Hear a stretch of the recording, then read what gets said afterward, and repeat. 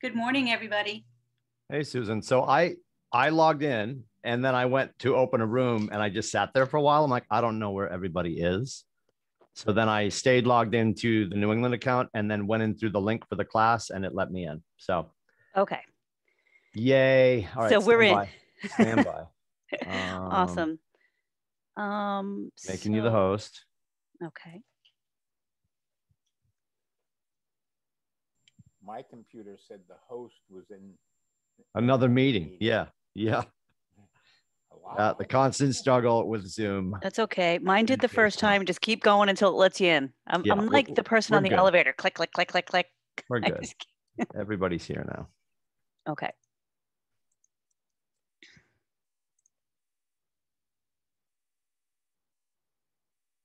Okay, so I'm going to share my screen.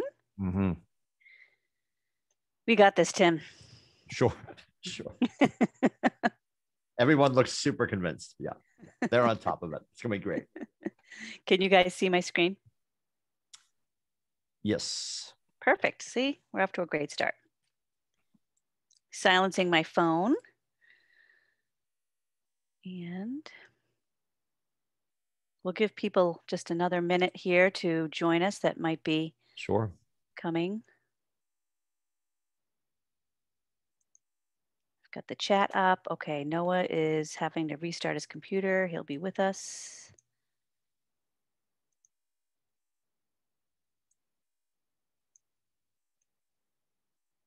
So if you guys are here for Ignite, make and receive offers, congratulations, you're in the right place.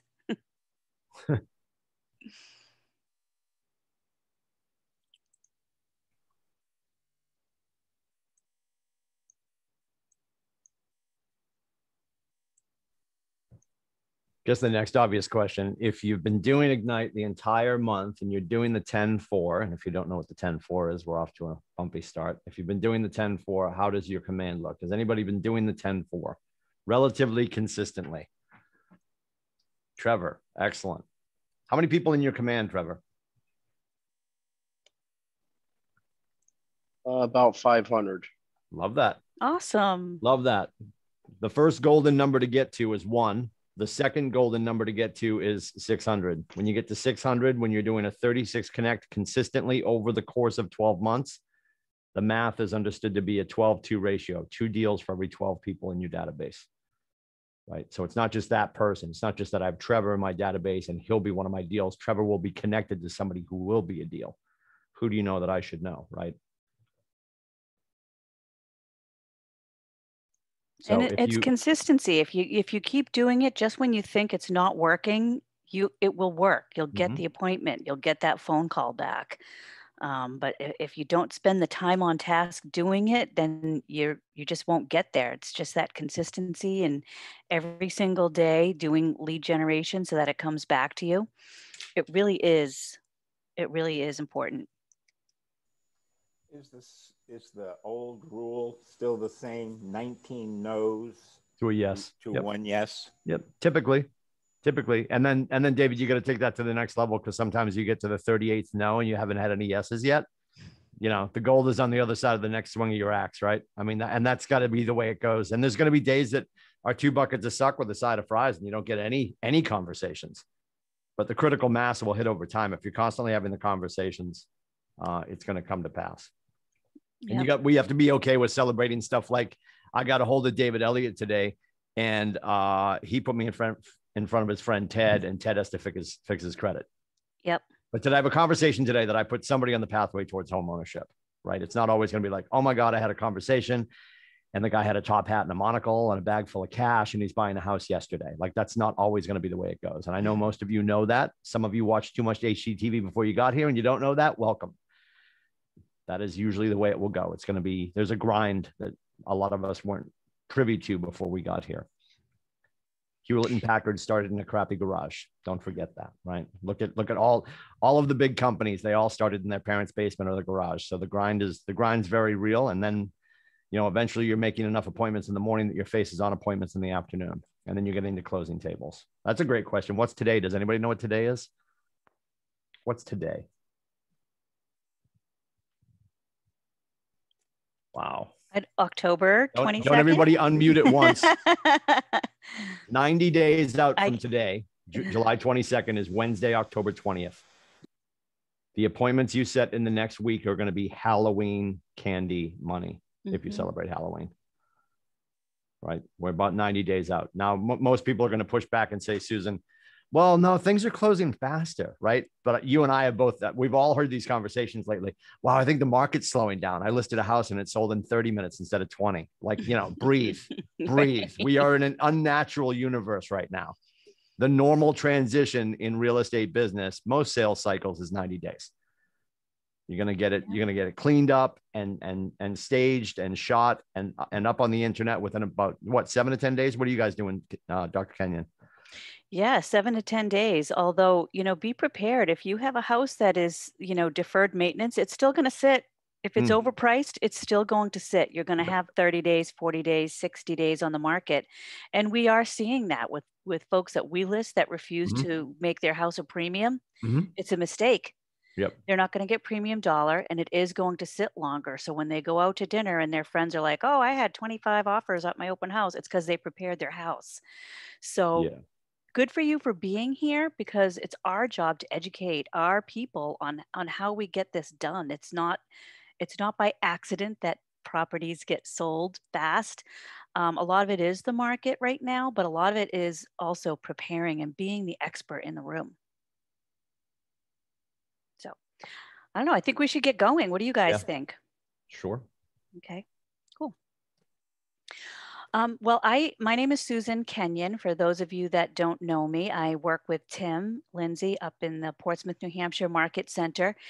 And I'm so grateful to be here today. And I love this session of Ignite. So we're going to talk today about making and receiving offers, which has so much great, valuable information in here. Because, if you're working with buyers, we're writing a lot of offers. So there's an art to that. I come from production. I'm still in production. My husband and I work together. So we are spouses selling houses, and we both bring some different value to the table. But we also have a lot of crossover. I have to be able to do his job. He has to be able to do mine. We work with all of our clients together. So everything that I say really comes from that production viewpoint. And also from, I'm very passionate about always elevating our level of service. And I'm very passionate about our co-broke relationships, which are going to be so important when we talk about making and receiving offers. So, Zoom etiquette is, let's get your videos on, because remember, how we participate here is how we participate out there. And we don't participate behind names and, pictures when we're in the marketplace having appointments and getting in front of people. We need to be able to be face to face with them, and we need to communicate with them. So please interrupt me. Please let yourself off mute.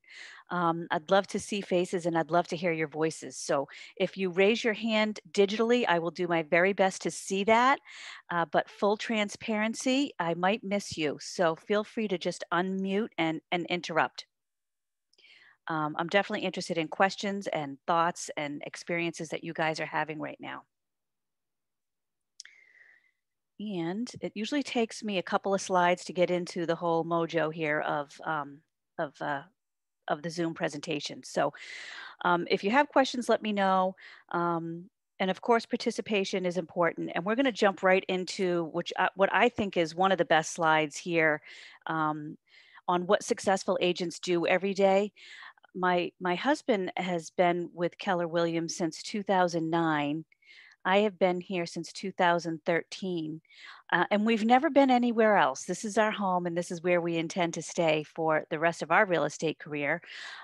Why? Because of things like Ignite. Ignite, your leadership went out and asked successful agents, what do you guys do every day to be successful?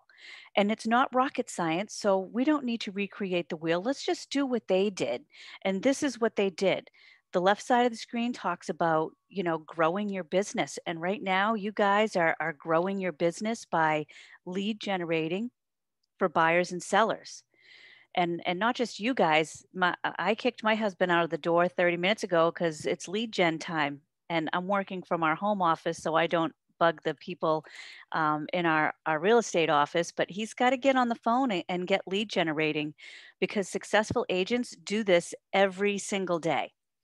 So lead generating for buyers and sellers, and making seller presentations and buyer presentations. That's part of our job in order to grow our business. I think it's really easy to kind of, when we get started, to say, I really need somebody to be under contract because I want a closing.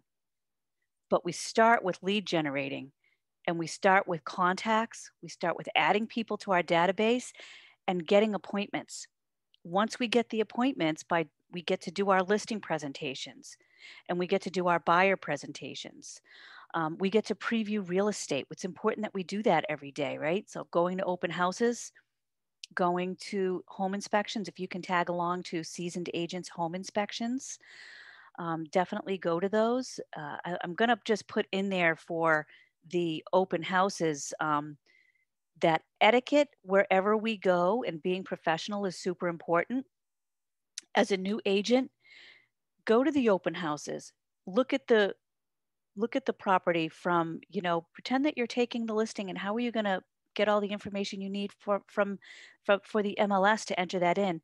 But what we don't do is talk to any of the buyers that are there. We don't infringe on whoever is that hosting agent. We don't take out our cards. We don't pass out our cards. We don't stay there for the entire time. I'm only bringing this up because this has happened in my world.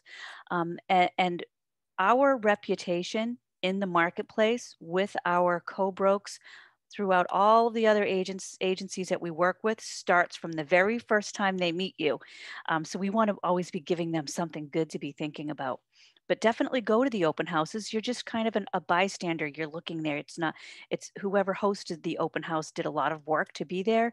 So it's their time to get those leads that are at the open house. But getting into the houses and seeing properties from the perspective of an agent is important. How are you guys making out with that? Are you guys able to get in and preview real estate? Yes, I'll be honest, not 10 a week, but maybe 3 to 4 a week. Mm-hmm. That's a good start. That's a good start. How are you getting into the houses? To see what's where the open houses are that are within a reasonable drive over the weekend. Yep. Fantastic. Has anyone been able to set any appointments? I know our goal has been for Ignite to set 2 appointments. How are we doing with appointments?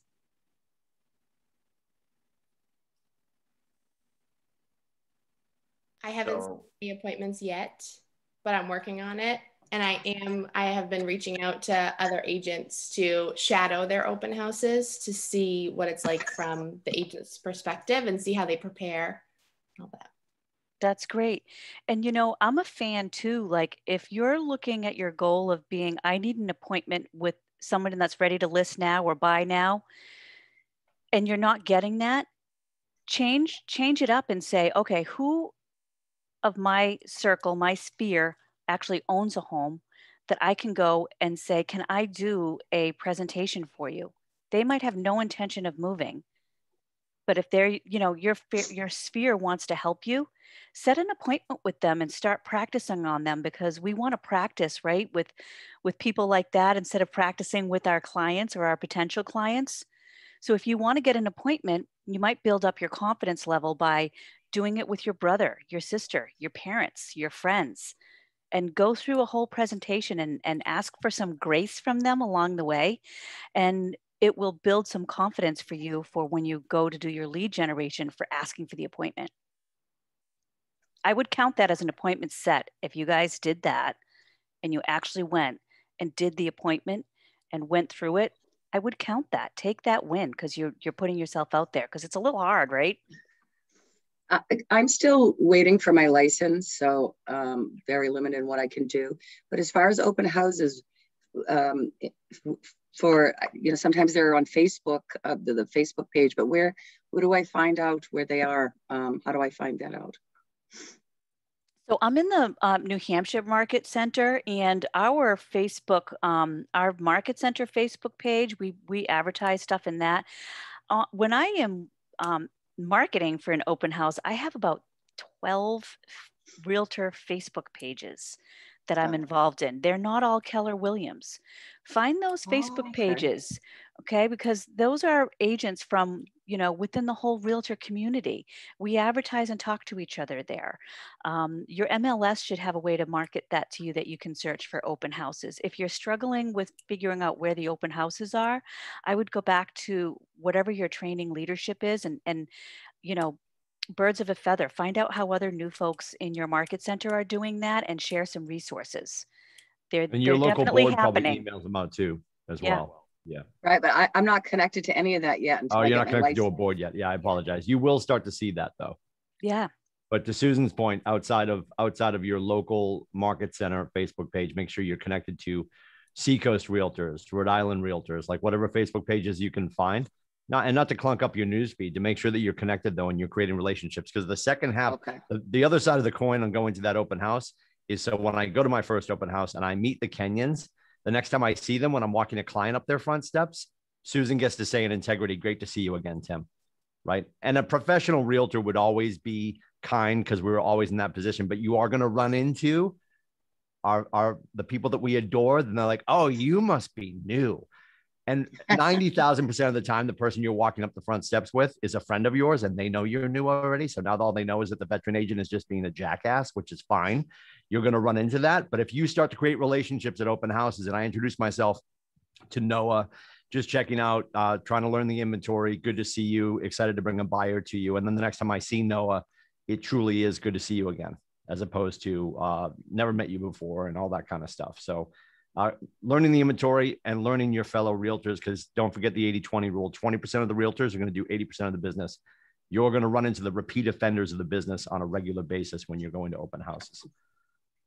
Absolutely. Absolutely. And it's it's a great time to look at the property from a real estate perspective, not from a client perspective. You know, you're looking at the condition of the property. You're looking up at the ceilings to see, are there signs of moisture?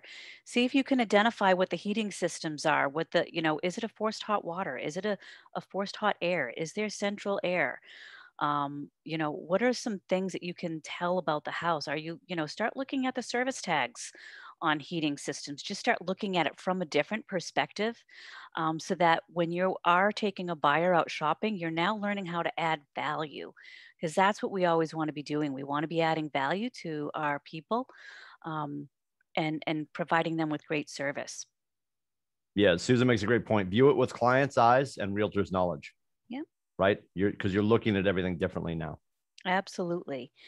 And, you know, once we're growing our business every day, then we get the privilege of being able to go to the right side of the screen and we get to run our business. Now, I love the running the business part because that's a lot of fun too.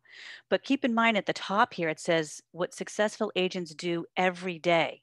So even when you get to the running your business side of things, you don't ever stop growing your business, because you know, if you stop growing your business, then your income kind of goes like this. I grew my business, now I'm running my business, and my income drops.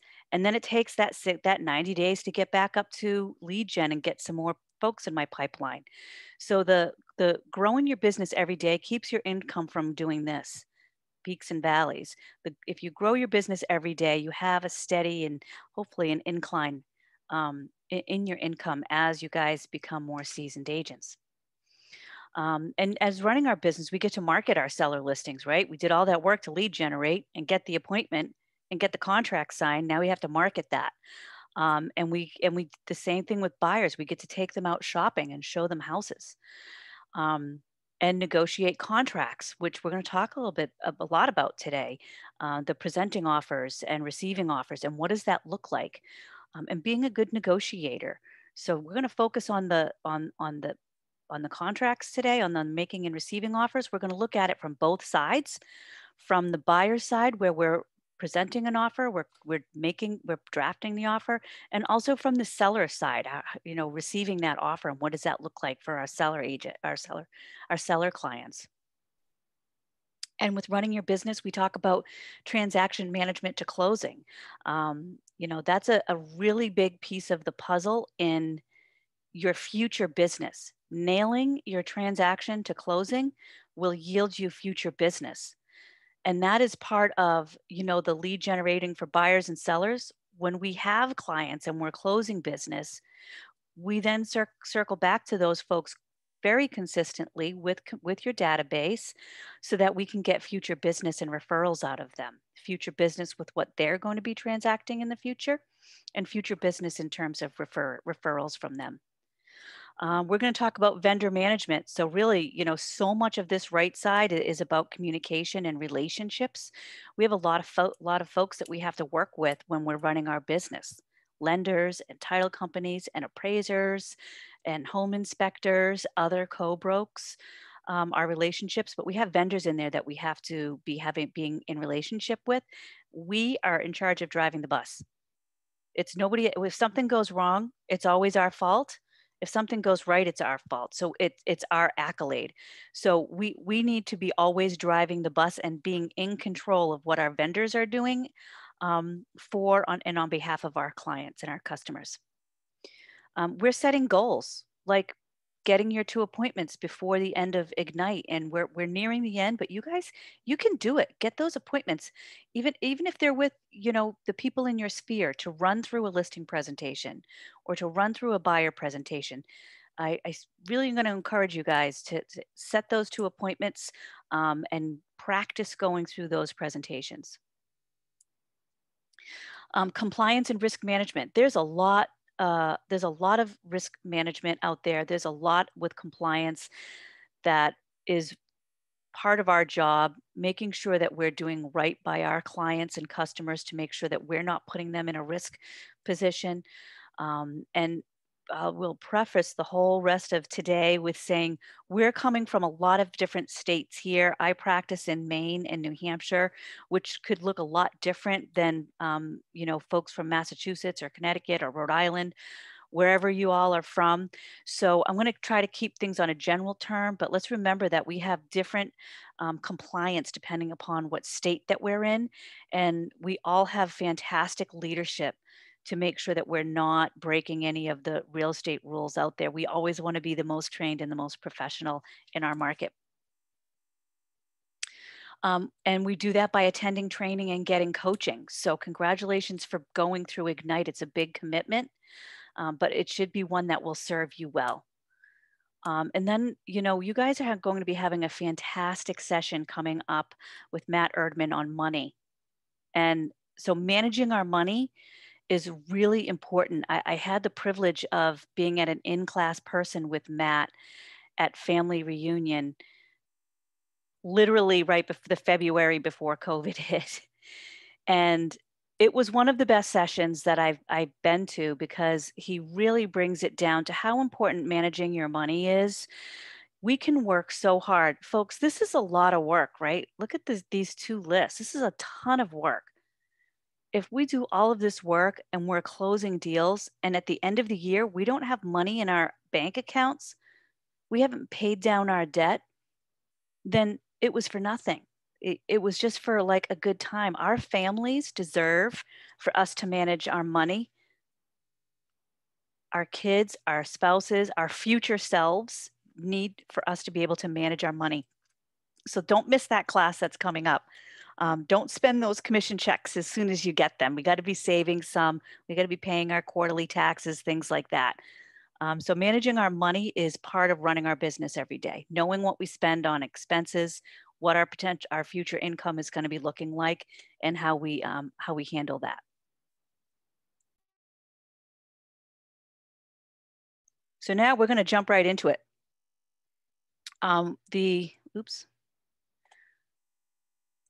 We are going to, this is kind of our roadmap here for today. We're going to talk about the offer process first.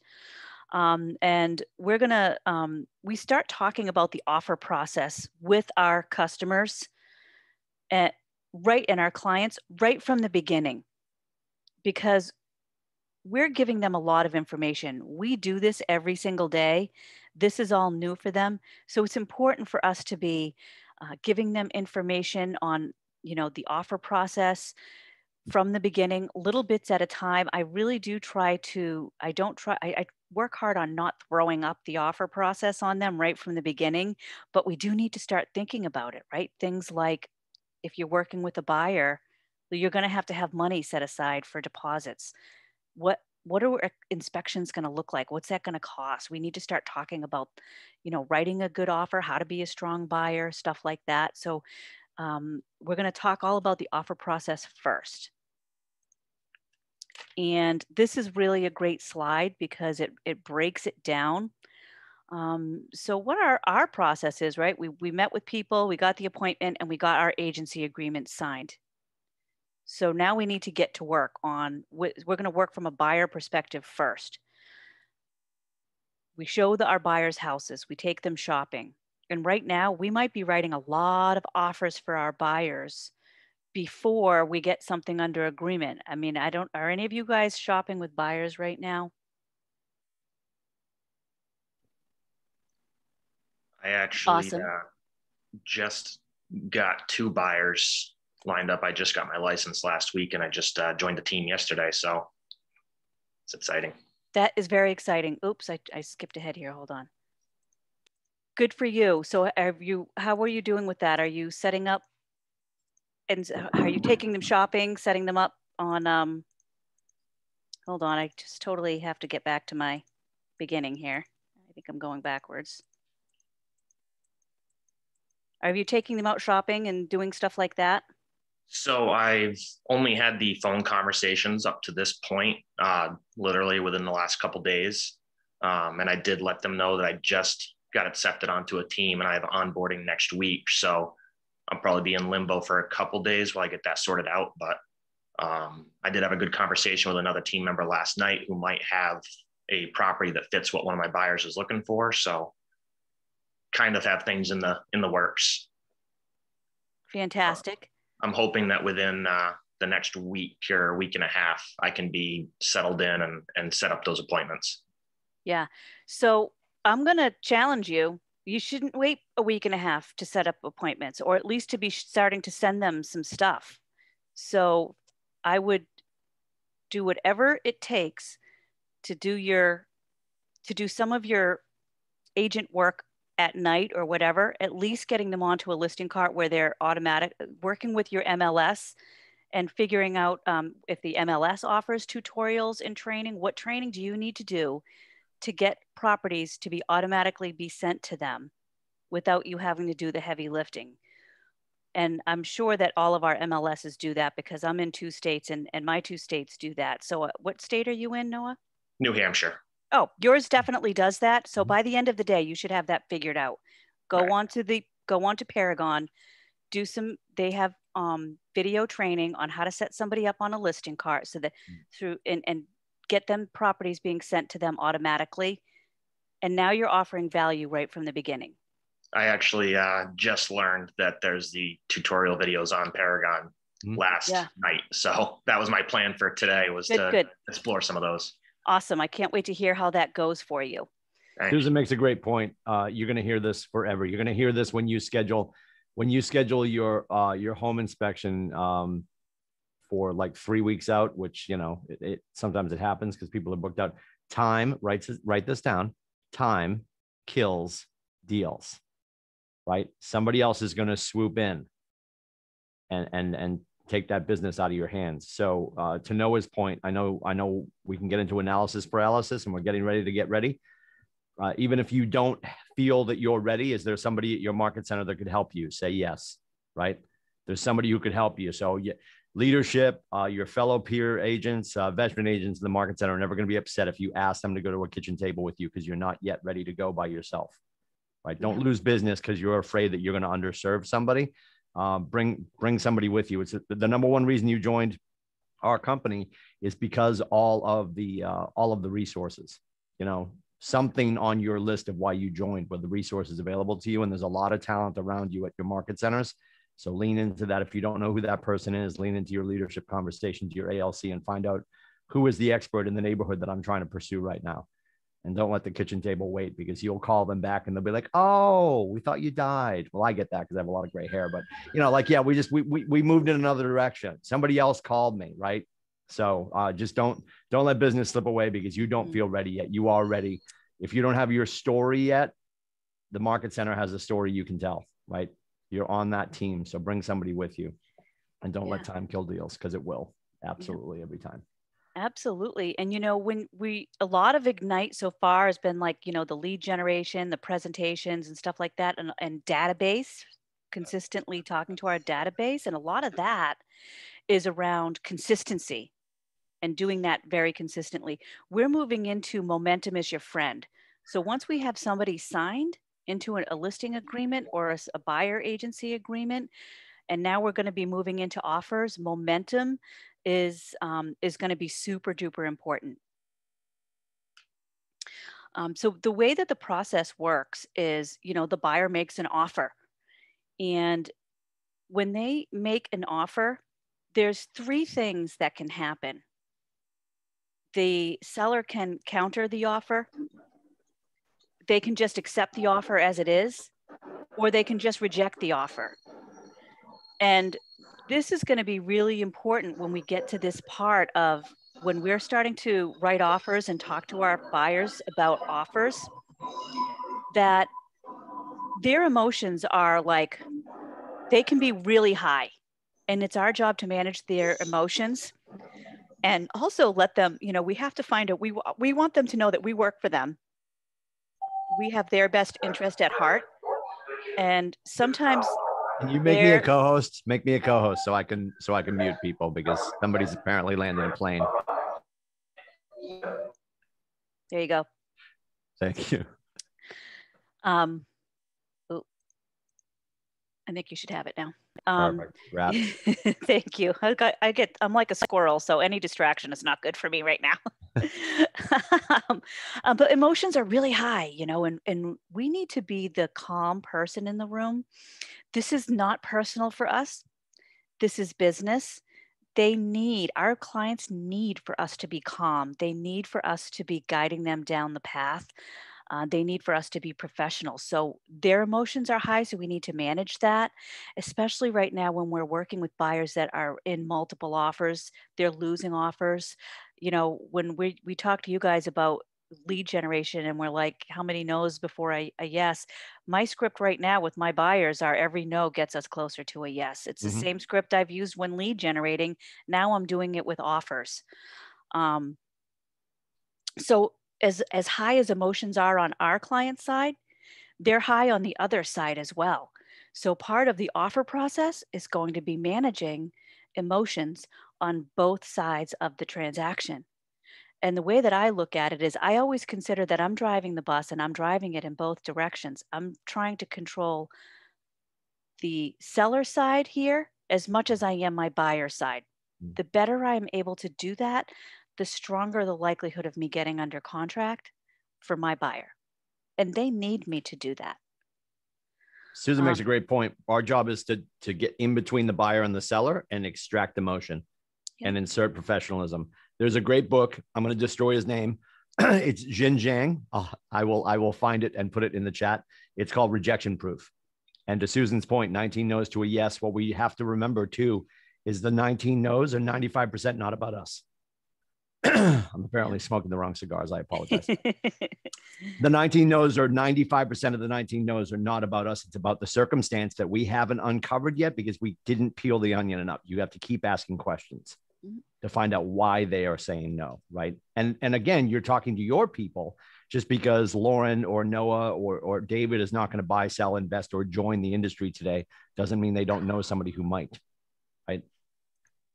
Did you just get rid of your screen? I did by accident. It's coming back up. Hold on. Okay. It's like a game show now. Is rejection proof? Yeah, it's called Rejection Proof. I'll find the book. Phenomenal book. This guy literally the whole concept is he's marching around asking questions, expecting the no. Yeah.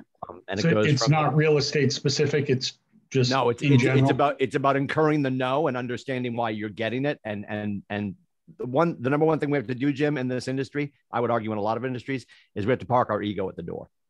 right? It's not about us. It's about the client. It's about finding out what success is for them. It's a phenomenal book. It's really some really funny stories in there. I'll post it in a second. Thank you. Yeah, because we're salespeople. So if you thought you were getting into real estate because you liked home improvement or you liked just previewing homes, you need to rethink that. We are salespeople. This is a sales job. We need to be handling objections all of the time. We need to be managing emotions all of the time. We are selling all of the time, whether it's selling for getting the appointment, whether it's selling for getting agency agreements signed, submitting offers. We're definitely selling here, and getting things signed and closing deals. And whether closing the deal is closing to get the appointment, closing to get the contract signed, closing to get to the closing table. We are always closing, right? Always be closing. Alec Baldwin. What movie was that? Somebody knows it. Glengarry Glen Ross. Yes, there we go. The good leads. I want the good leads, Murray. So good. If you haven't seen that movie, that's your homework this weekend. Yeah. The good leads, the Glengarry leads. The good leads. So yeah, always be closing. So we're managing emotions on both sides. When we get to making the offer and the seller has the option to counter the offer, it's important to understand that every single line in an offer can be countered. It's not always price. So when we ask better questions, which we're going to get into, we'll know how to put things in an offer that will resonate more strongly with seller A than seller B. And it's our job to figure out what that is. It could be things like, now I'm a realtor, I'm going in and I'm previewing the home. I can tell that a 90-year-old lady lives here by herself. She has so much stuff in the house. I'm feeling like she doesn't have a lot of help with emptying the house. So now I'm going to ask leading questions from the listing agent. Some listing agents will tell me way more than what they should because they don't have the training that we have. So am I going to take advantage of that? That's a 100% yes, because it's my job to get that information, right? If I can find out anything about that seller's motivation, that's my job for my buyers. So if I know it's an older lady, she has a house full of stuff, she's moving out of state, she doesn't really have anyone to help her, we're in a multiple offer situation, and I talk to my buyers and say, hey, this is what I'm feeling is happening. I feel like you could get a competitive edge by offering for her to leave anything she wants in the house. That means her refrigerator might still have her food in it, her trash can might still have her trash in it, but you might get the contract, and we've lost out on 5 of them. So if that is what gets me the contract over price, then I need to be able to come up with some creative ways to help my buyer be a stronger buyer in that one situation. And you know what? I have gotten contracts on that in this crazy market. And how did Susan find that out? She called Trevor and said, hey, Trevor, the Lindsays are excited. They're about to make an offer. What does a great offer look like to your sellers? Yeah. What's important to your seller? And then they'll start to say what's important. Money will probably come up. You'll be shocked how many times money isn't the first thing. Yeah. To Susan's point, they're 85, Timmy. They want to go to Florida, play golf, and die, right? Yeah. Like if that's their goal, they just want to get out of town, then let's help them move. Can they leave the tractor in the garage? Can they leave the milk in the fridge? Yes, get out. Yep. We'll take care of it. We'll feed the cat, right? Whatever it takes. Mm-hmm. So we need to find that out, right? Because everything in an offer can be countered. Or they could just accept the offer. You might write a compelling offer and the seller might just say, you know what? I'm going to take this offer. That's the best possible scenario. Or they could just reject the offer completely. And yes, that happens. If you write a bad offer, and listen, we have to do what our buyers tell us to do. If they want to lowball something and we've tried to coach them out of that and they say, nope, this is what I want to do, then that's what we do. But yes, plenty of times I have seen a seller just reject the offer, like not even want to respond to it. Like they don't even want to counter with a higher number. They just are saying no. So what do we do in that scenario? Do we stop and move on to another showing at another house? No, we don't do that. We write another offer. We say, okay, they rejected that offer. Let's write another. If your buyer still wants that property, so now we need to go back to our buyer's motivation, and we need to sell to our buyer, right? Okay, you told me when we initially met that you really wanted a 4-bedroom house so that when school starts, your kids have a place to Zoom and remote learn, or you need to remote work. This checks every box unless your needs have changed. So let's talk about writing a different offer to the same seller. And that can happen very successfully if you've maintained your professional relationship with the co-broke. Because we're now communicating back to the co-broke, wanting them to be on our side for presenting this offer. So we need to stay in relationship with them. We're going to talk about that more too. But those are the 3 options that can happen. So say they want to negotiate. That could be negotiating on everything like we started talking about. It could be the closing date, could be the amount of earnest money that they are putting down. It could be price.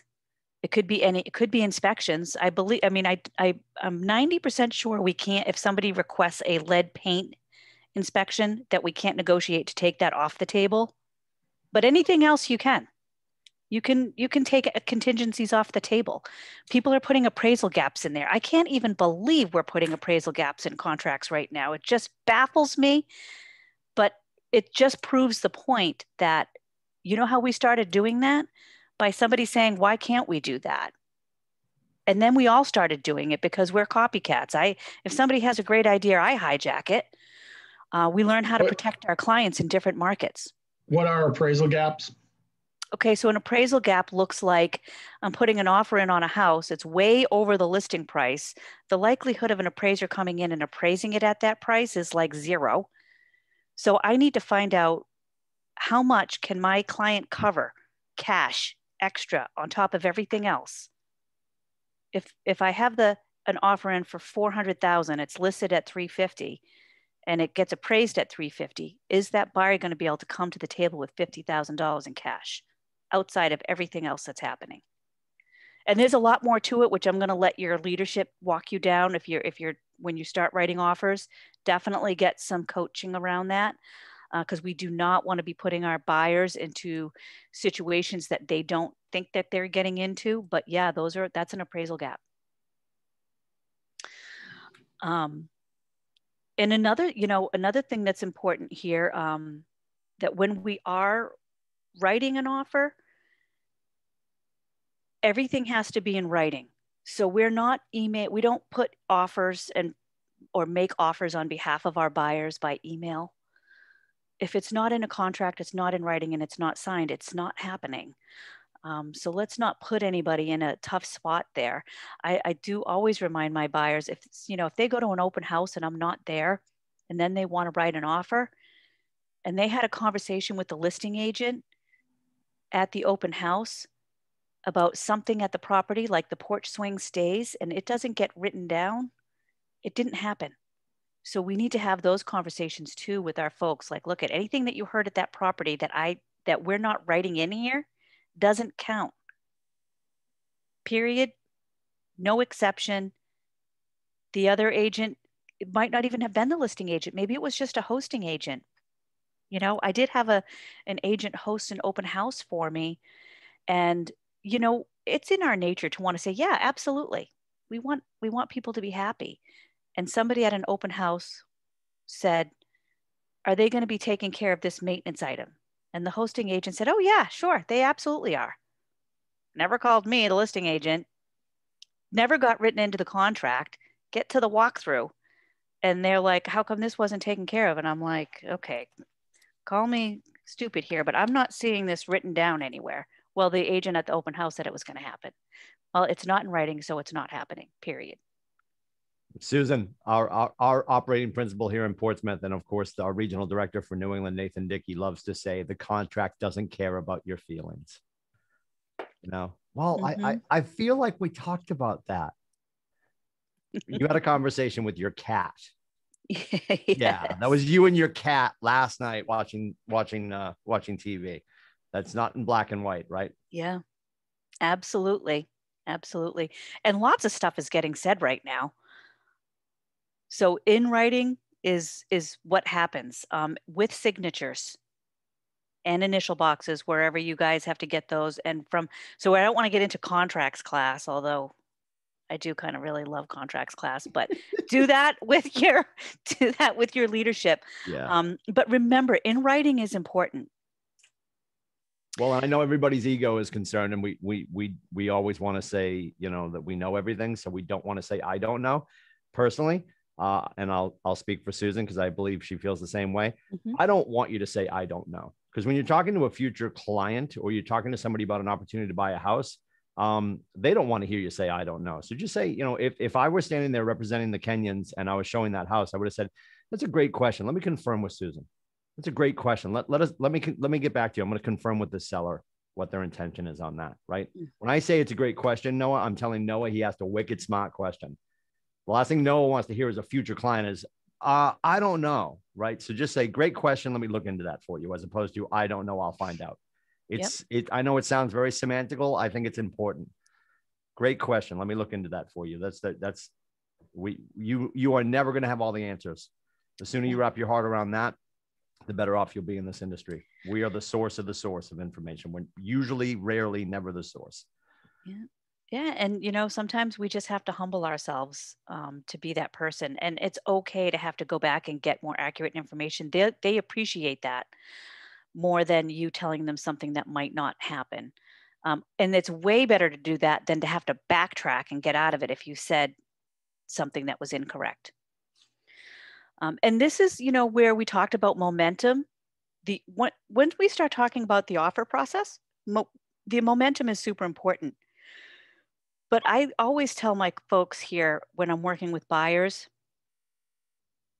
especially in this market, you know, when we identify a property that checks all your boxes that you are very interested in, we want to move quickly without rushing. Because when we rush, that's when mistakes are made.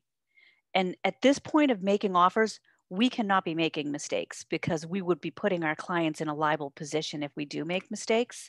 So we let them know we want to move quickly. This is for those folks, we all get them, buyers that are like, I think I just want to wait a week. I just want to wait for the weekend to be over. They need for us to coach them.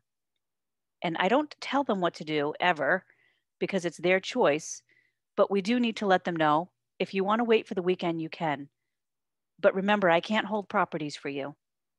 The likelihood with this property being available at the end of the weekend is small, but that's a risk only you can take.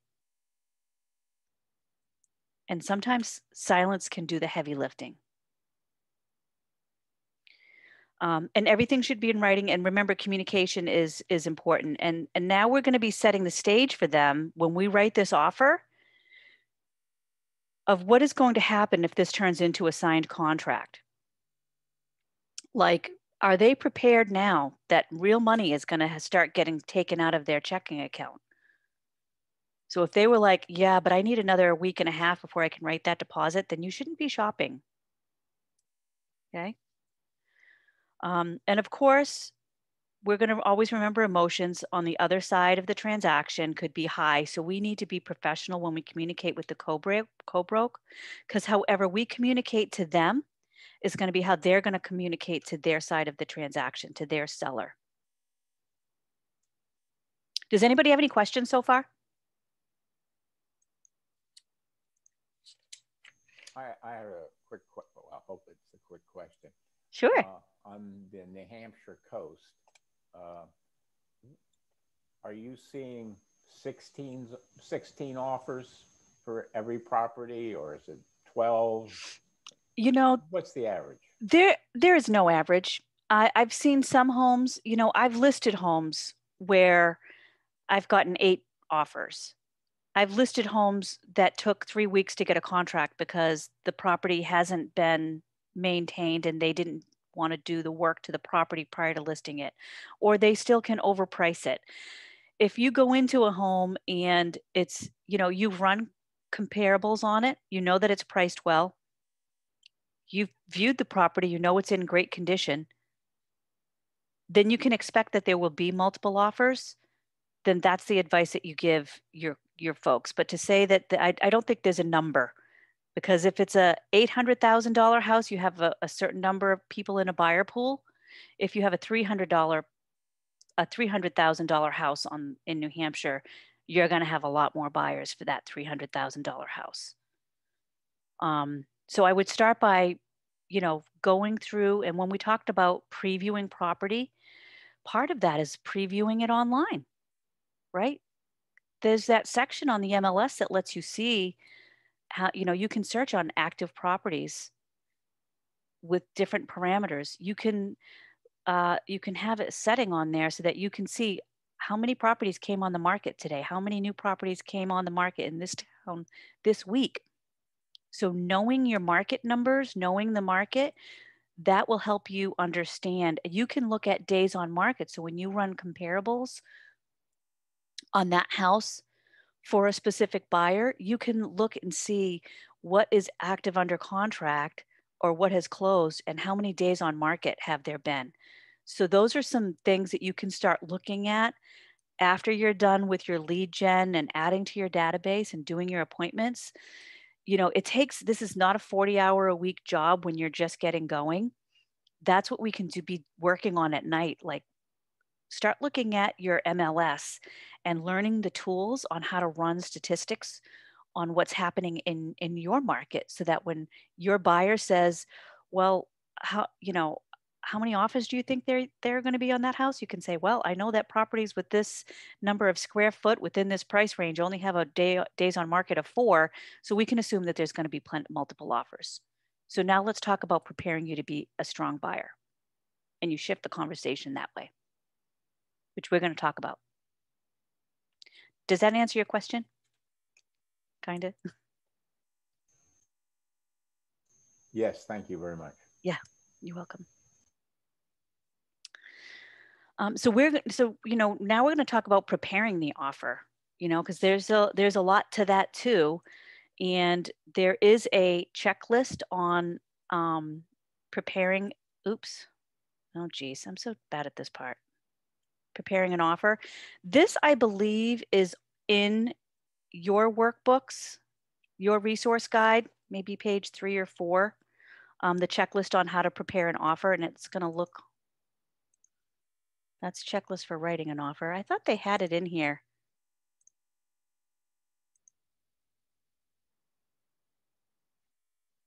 Maybe not. No, I did it again. Tools? The tools Might be in the Ignite toolkit. I'll check and drop it into the comments. Okay. Shoot. Give me 1 second, guys. I have to start over here.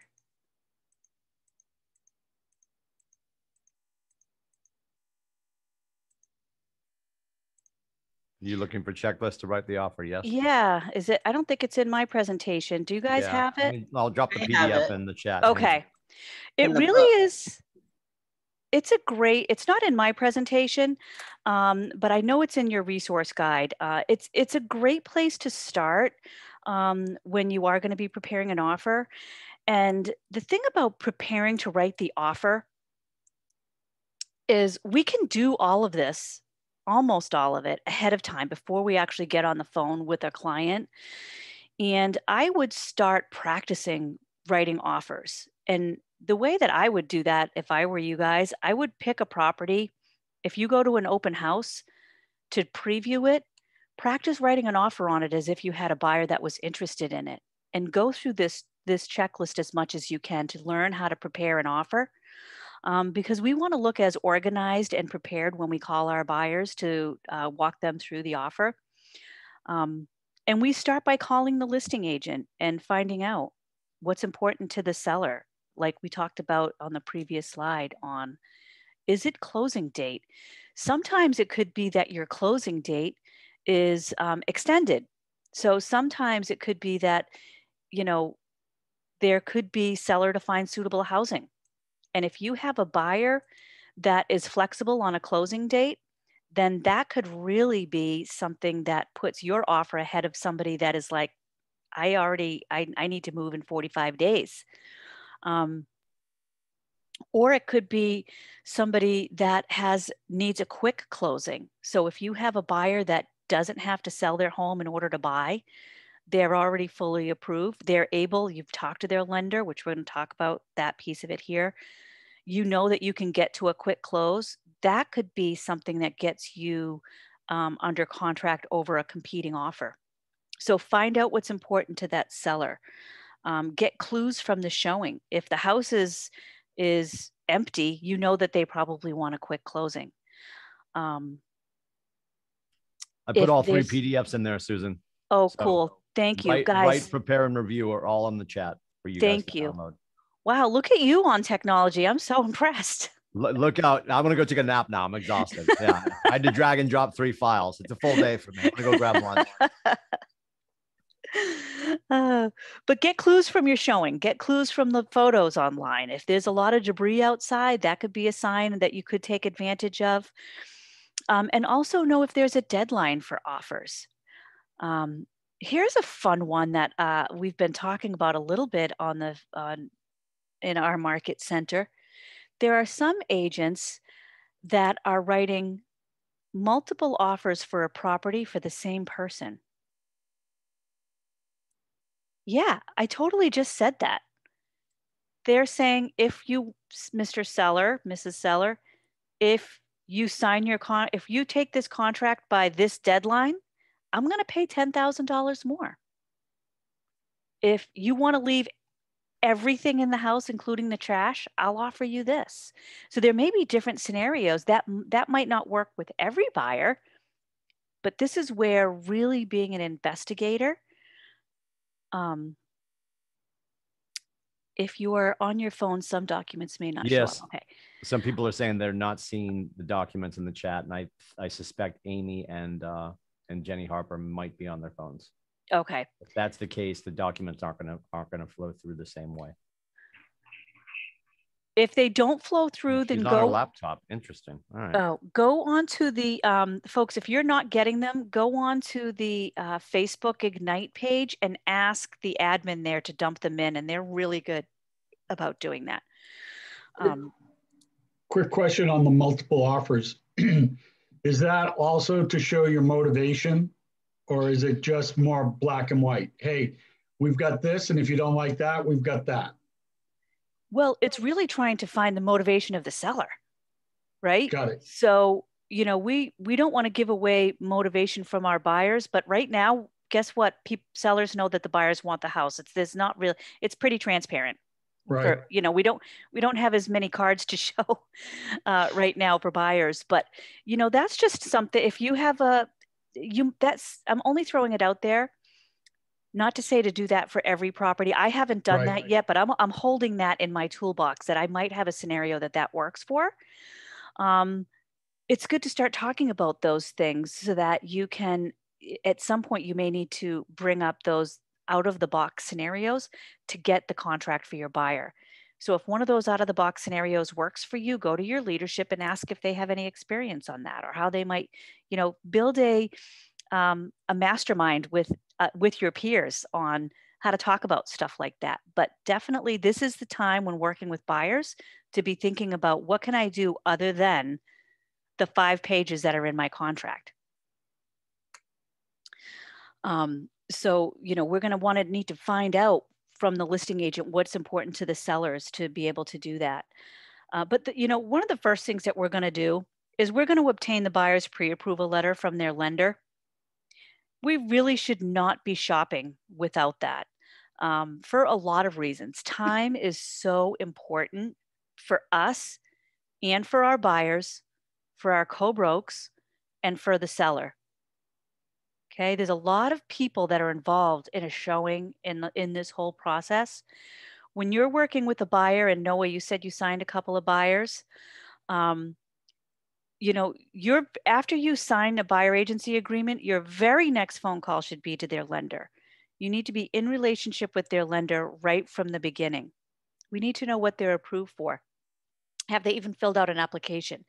Are they pre-qualified, meaning they told them what their credit score was, they fogged a mirror and someone spit out a pre-qualification? That's not good in this market. The reason that we're wanting to find out about their financing is because we're going to coach our buyers by being a strong professional agent on what does it look like to be a strong buyer in this market. The first thing that you need to do to be a strong buyer in this market is to have very solid lending. And we need to all be clear on that before we go shopping. We need to know what type of lending they have. Is it a conventional loan? Is it an FHA loan? Is it a VA loan? Now, because there's property requirements, right, for different loan types. So if I have an FHA buyer and I'm going through, they're looking at properties on Zillow and they want to see 123 Main Street, and you never go look online at 123 Main Street. And the thing is in total disrepair, will never pass an FHA appraisal. You're wasting everyone's time, including your clients. Okay. So we need to be knowing those things. We need to be coaching our buyers that, you need to be submitting all of your documents to your lender. So calling the lender and finding out, have you asked for all of the documents? Like, have they submitted enough of their documents that they can send a file to underwriting, and underwriting can come back and say, you are pre-approved. We've already looked at your bank statements. We've already looked at your income, your debt, your tax returns. You now are a very strong buyer. So when I have to sell that buyer to the listing agent, that gives me so much more ammunition than it does for someone that fogged a mirror with a credit score. So get into relationship with your lenders. You should be talking to them, before you take that buyer out shopping. When you are taking them out shopping, I'm a big fan of local lenders. When I'm on the buyer side, I like my local lender because we work together so much that she knows what my level of expectation is. I don't have to go through that every time with that buyer. When I'm on the listing side and I receive offers, I like seeing local lenders. If I see a boxed conglomerate lender, and now I'm going to consult with my seller on offers, you're going to the bottom of the pile. So, coaching our buyers on how to be a strong buyer and what lending looks like is kind of a lengthy conversation, right? This is where we have to agree. Like, yeah. Someone's waving their hand, but I think, okay, she's just talking on the phone. Elements column is a whole different book. Sorry that I'm confused. Oh, okay. I think we're past that. So definitely get into relationship with your lender. They'll help you with your buyer. Sometimes I send the listing to my lender for a particular buyer if I need to get some more pertinent information, if I have questions around the lending piece for that particular property. And they can help you with sending new pre-approvals with stronger language that is property specific. I'm seeing pre-approval letters from lenders that have so much more information in it to sellers than I've ever seen. So now the lenders are helping us agents sell our buyers if you have the right lender. So that's an important one, and it's probably why it's all on the top. The next thing that we're going to do is produce a comparative market analysis to educate and inform your buyers. So that sounds like it's a lot of work. And do I do a complete CMA for every house that I write an offer on? Absolutely not. No way, Jose. But do I run comps to find out? Absolutely. You need to find out, if that listing agent listed it based on comps, or did they say my seller wanted me to put a price tag of $600,000 on that, so that's what I did, when really it comps out at 550. So we need to run some comps on houses. If we run comps, I'm really just looking at, homes in that town with the same number or close bedrooms, bathrooms, square footage, garage, acreage, condition, year of house, stuff like that, so that we can formulate a plan to know, how much we want to offer. And is this going to pass an appraisal? Because that's going to be important once we get through the lending process. And then you can save that information so that you can put it in command so that you have that as a document in the future. I think this is more important now than it ever has been because we see buyers right now putting in offers way over asking price. And in a year when they need to sell and they're upside down, you'll have this saved that, well, we did talk about comps. These are the comps that we gave you.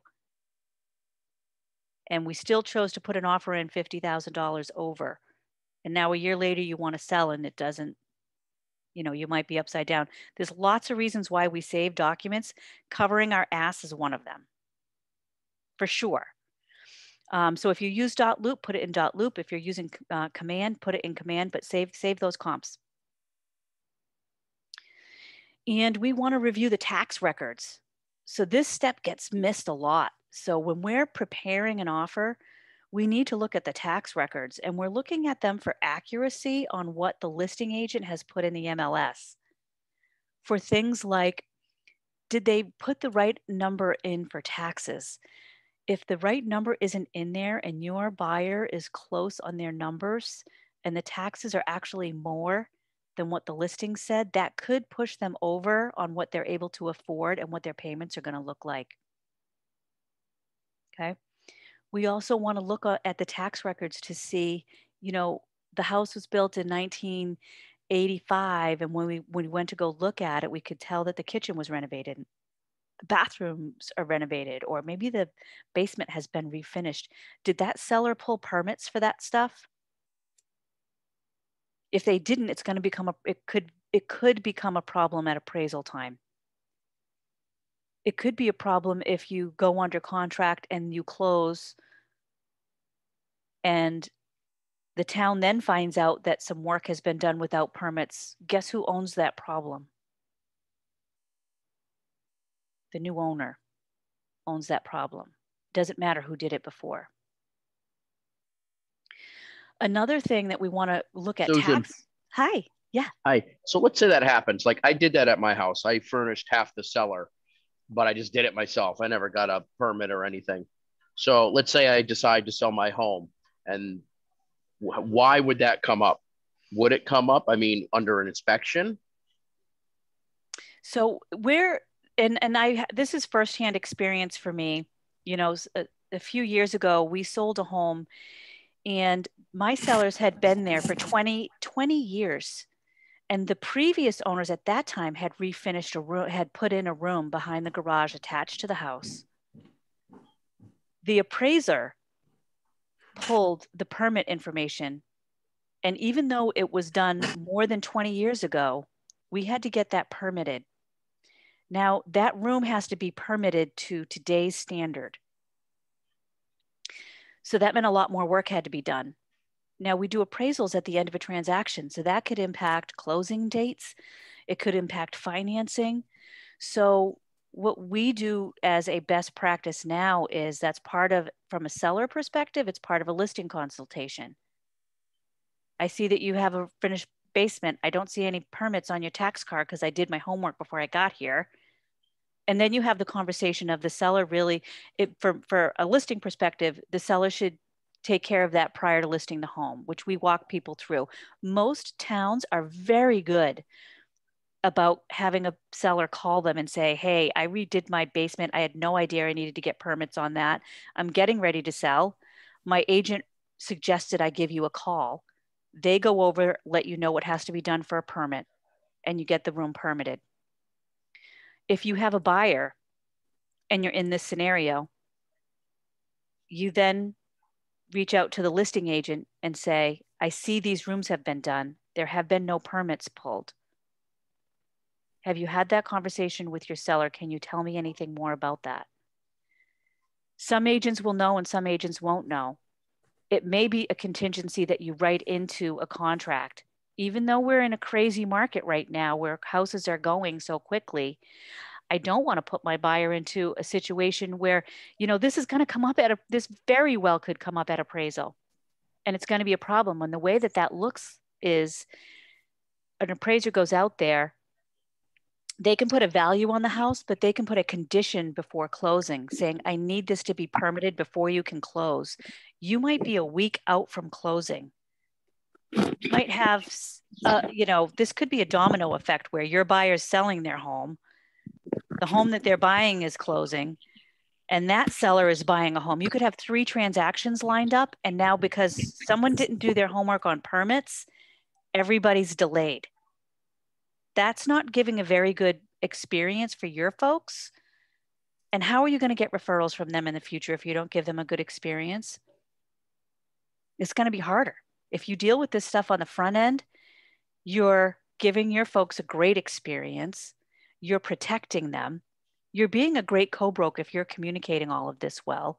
So you're building your reputation in the market. There's just so many good things about knowing the tax implications and the permits and things of that nature. You know, I think I'm going to call the town hall and just start that process on my house, just for the heck of it, to see how it goes. Guess what? Now you'll be able to add value when you have to go get a buyer through that. You can relate to them personally on that. Yeah. And give them that experience. I've knock on wood, never had a town be snarky about that. They're usually glad that you do that. Now, if you have to do that, they can't come in and they don't go in and look at the whole rest of your home to see what else should be brought up to today's standard. If you have an older home, they can look at making sure that your smoke detectors and CO detectors are up to code. Other than that, they generally don't, in my experience. Okay. The one other thing I want to mention about that is and we see this a lot with people flipping houses, right? They buy a home and it's in really disrepair, could have been vacant. They spend a year flipping it. When you call and get the amount of taxes on that, it's from when the house hadn't been renovated. Now it's fully renovated. You have to prepare your buyer that next year the taxes are definitely going up. There's just no way they're not. Or new construction, right? The taxes might be low this year. We need to find out what they're going to look like from the town. So look at the dates out on your tax card of when's the last time that tax evaluation happened, stuff like that. This is giving your buyer so much value. Go ahead, Nina.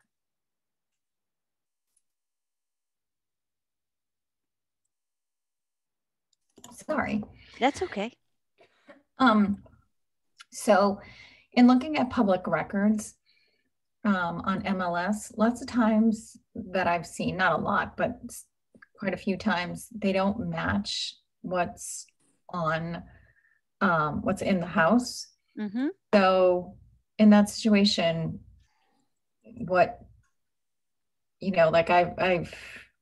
it'll say there's, 1 bathroom or something or other, and there's been like 3 bathrooms. So yeah, that's where you need to ask questions. That very well could be that bathrooms were added without permits.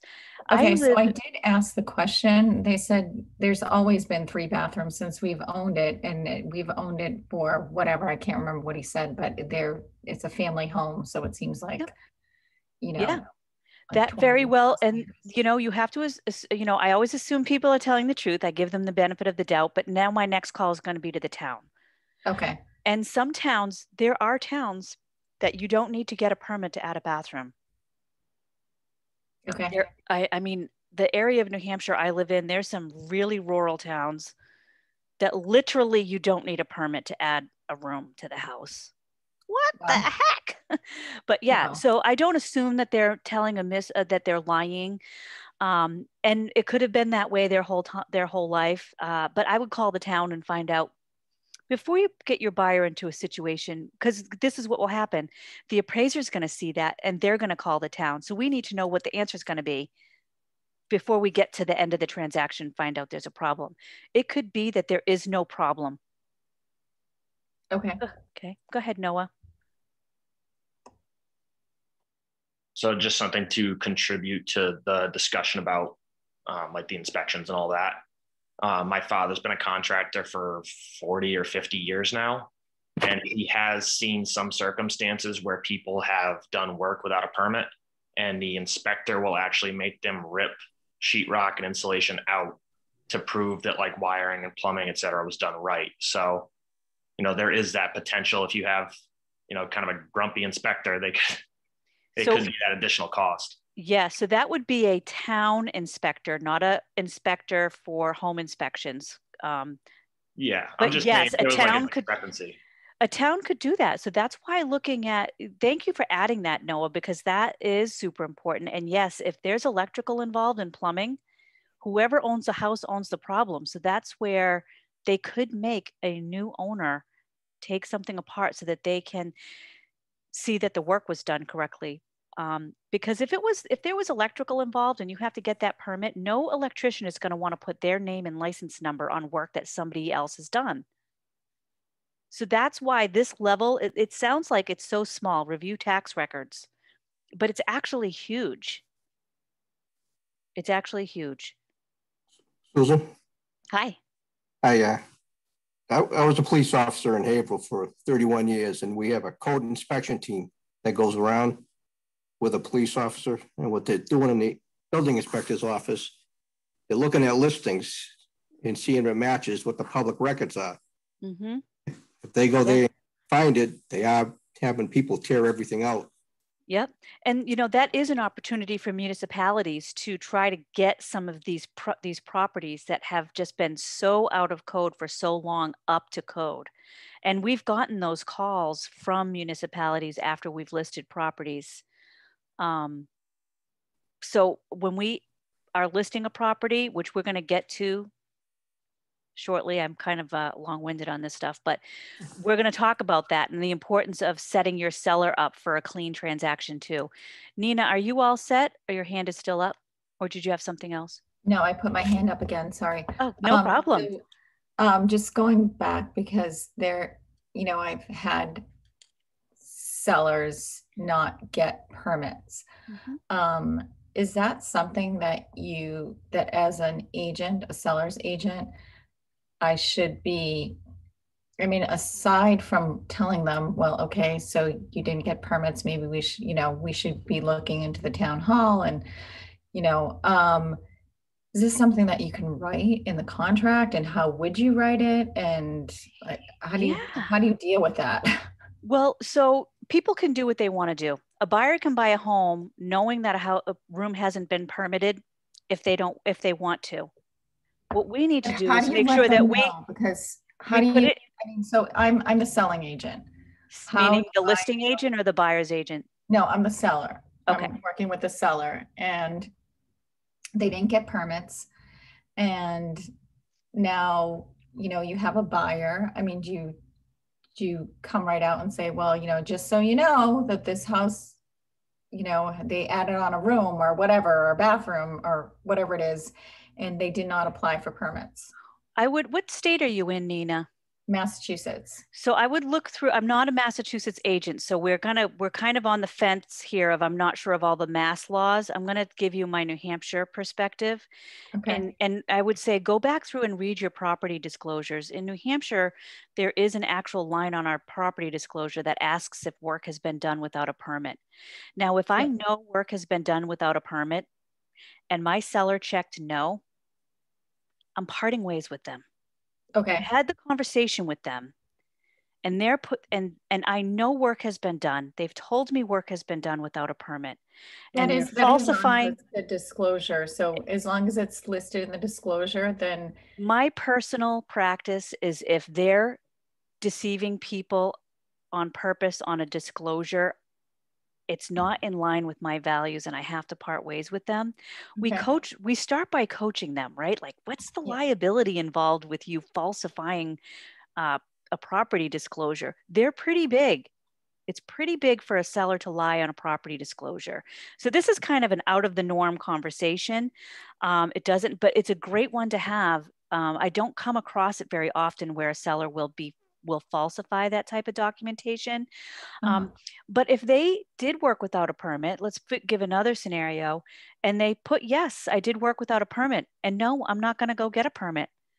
They're disclosing that. If I tell my buyer they did work without a permit, they're not going to get a permit. And they say, I don't care, I want to put an offer in. I'm writing the offer. I'm getting documentation that I've counseled my buyer, and I'm putting that in my command or my dot loop, so I have coverage.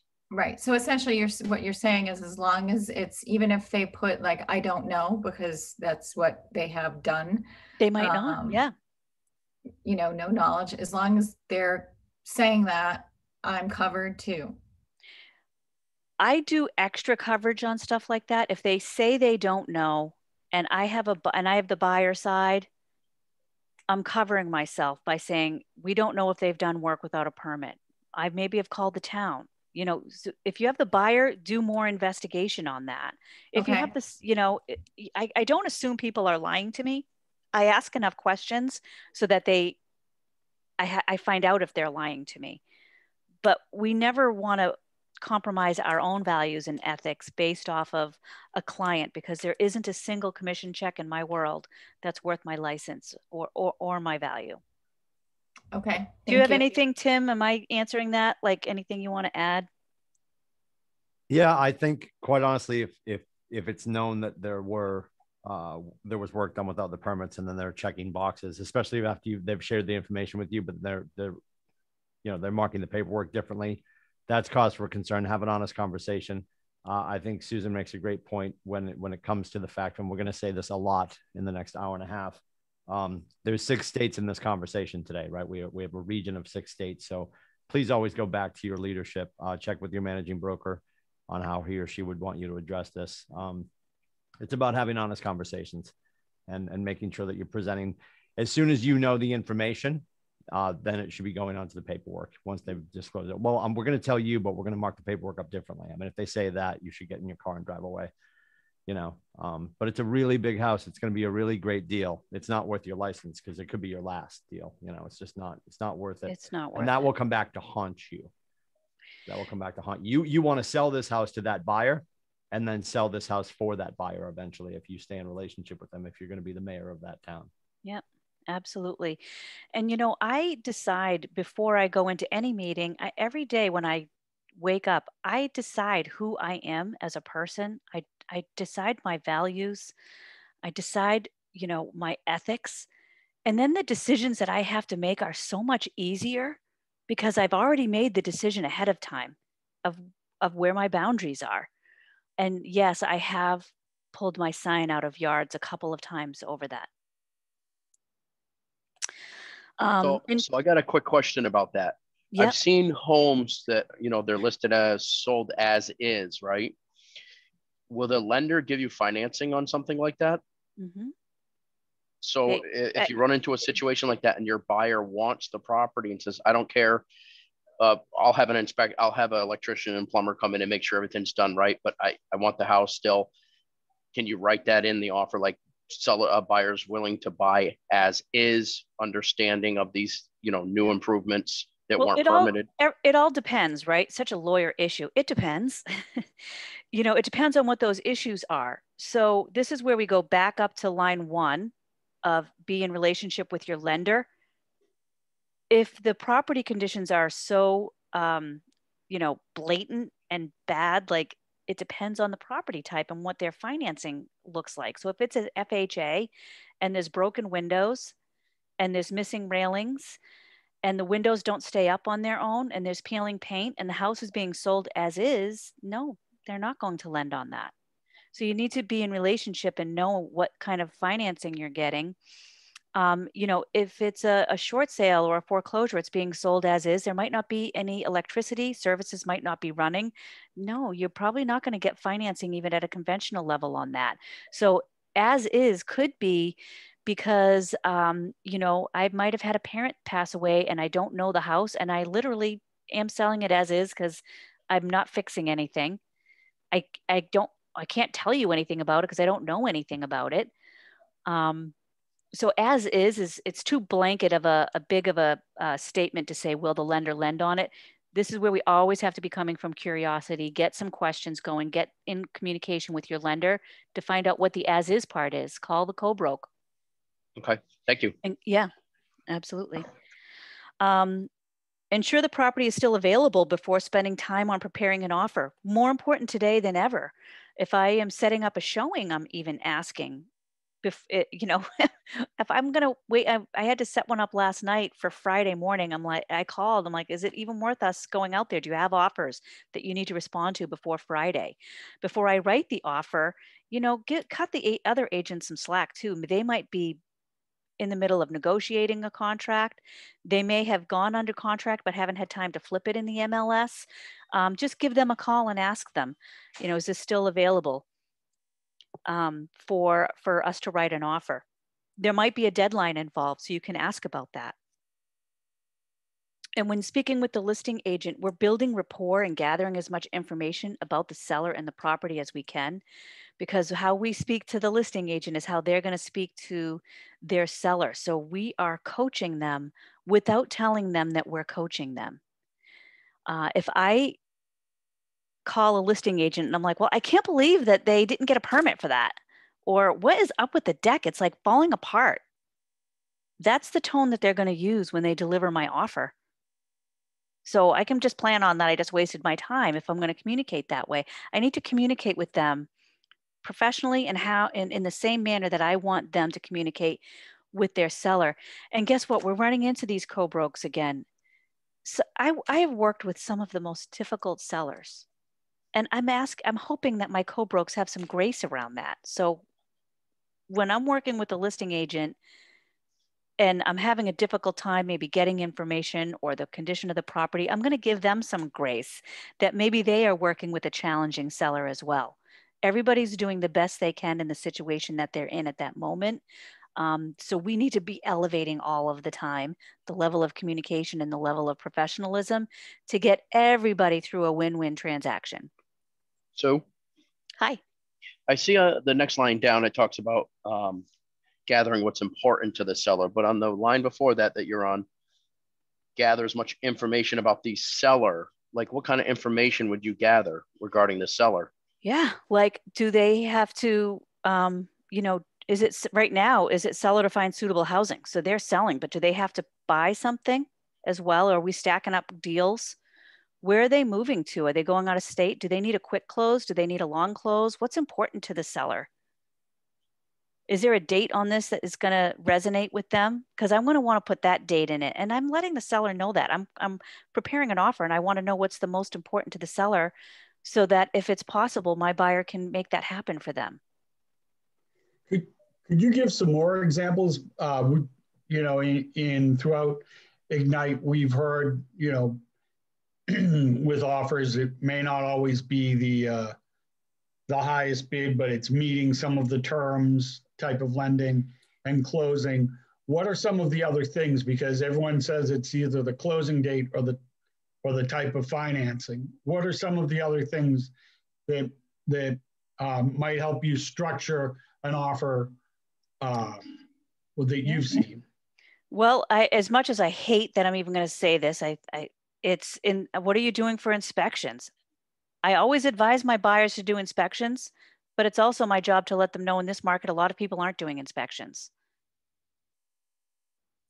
I've had buyers that are contractors say, I don't need an inspection because they're going to do the same thing that I'm going to do at a showing. It could be limiting, if you're going to do inspections, don't jam them up for 14 days. Guess what? Inspectors are not busy right now because so many buyers aren't doing inspections. You can probably get them done in 5 days. So that's a benefit to a seller. We're going to get into on another page when we're presenting the offer that will also give us some ideas on how to communicate with the listing agent on how great this transaction is going to be. But you know, clearing stuff out of the property is huge. If you're going to a property that has a lot of stuff on it. What else have we done? You know, if we have any inclination that even maintaining the property, I've mowed. I've sent over a landscaper to do the mowing until we get from here. Maybe it's maybe it's a vacant property. And right now, the seller's it's the expectation that the home is maintained up until we close. If the seller's already left the state, would it benefit them if during the contract to close, I paid for the landscaper to go over and mow every other week? I mean, it's just getting creative on asking, oh, they're out of state, the house is vacant, where are they? It must be a hardship for them to be that far away. How are they maintaining the property? Those kind of things. Susan, what? I had a buyer that we did a walkthrough the night before, and the seller had said, oh, you know what, I'll get rid of all this other stuff. It'll be gone by tomorrow. There was still quite a bit. And so, you know, and the agent was there. Anyways, so come the next day, the majority, like the furniture was all out, but all of, you know, all the cleaning products were still there. The garage was full of, you know, potting plants and soil and, you know, just all kinds of chemicals. You know, that happens. And we're going to talk about that when you guys all join me back for contract to close on how to handle that. But if you are walking, so from a making offer perspective, if you are at the showing or the open house and you see all of that, how to present an offer that makes it more appealing to the seller is saying that you're okay with them leaving all that stuff. But it's setting that expectation up front. Finding out at the walkthrough, that's a completely different conversation that we're definitely going to dig into in contract to close. In the offer, you know, I wrote, you know, vacant and, you know, broom cleaned. So, but when the time came, so the buyers weren't there that morning. So I had to empty everything out. I mean, I didn't know what else to do. Yep, that happens. I would lie if I say I didn't pull away from a walkthrough with my car full of stuff, for sure. And there's stuff that you can do during the contract to close, and I'd love to hear that we're going to talk about, because I do deal with that a lot. And I'm just going to try to stay on track because I tend to get long-winded anyway. So that's Tuesday, contract to close Tuesday with Susan's shameless plug for her class on Tuesday, which is the final session of Ignite. So, so Tuesday. At Tuesday, we're going to talk about that. But as far as writing your offer, if that stuff is there, let them know that it can stay there. That is huge for a seller that's already moved all their stuff out. Okay. So that's a good one. Inquire about the activity on the property. Do you have other offers? Have there been a lot of showings? You can ask if there's been other offers. And remember, if they say, I really can't talk about that, we do what the seller tells us to do. Not all sellers want us to disclose that there are other offers. That's not a time for us to be snarky with the other agent. We give them grace. They might not be able to tell us. Sometimes they can tell us without telling us. Like, I really can't talk about that. That kind of means yes, there are. And really, it doesn't matter in this market. We do our best for our buyer by putting their best foot forward for this offer. Obtain the seller's disclosure statement. If the disclosures are not online, call and ask for them prior to the showing so that you guys have them, and find out if there have been other offers. This writing the offer is a great time to build rapport with the other agent, so that as we are going through the process and hopefully getting under contract, that we're going to be in good shape. Okay. And then we have to write the offer.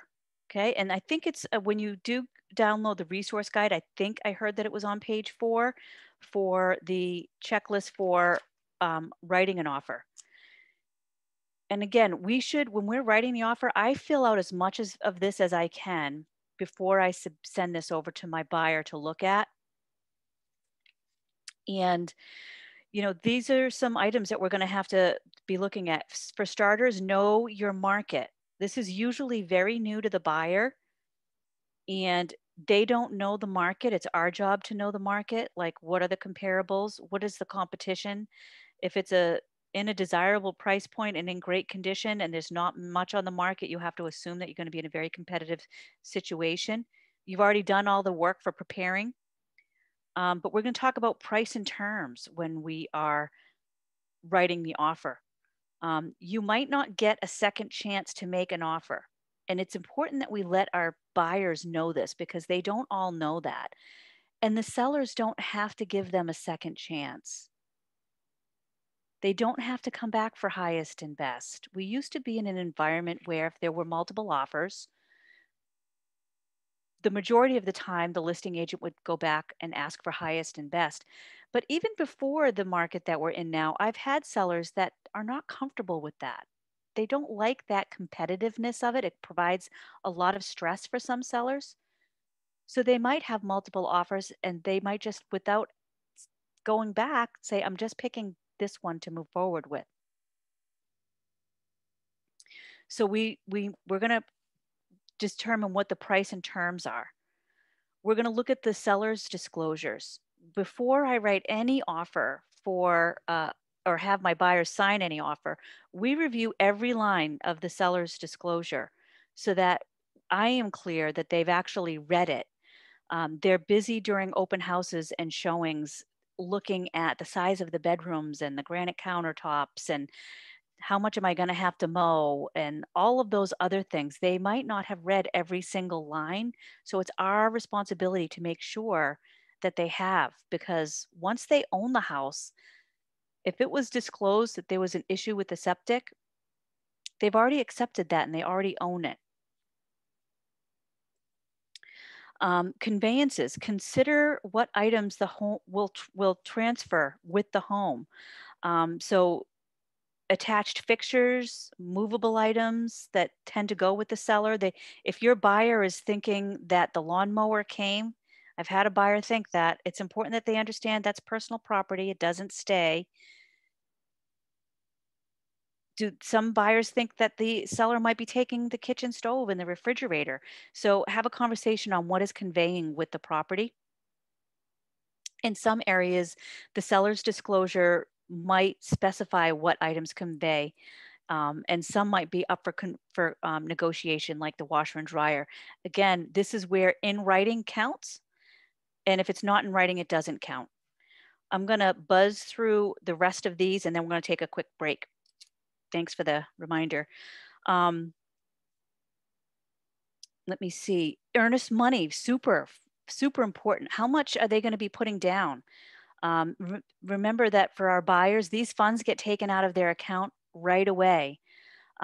Everybody needs a copy of this. The lender needs to be on board with what is being put down for earnest money, because they're going to source that.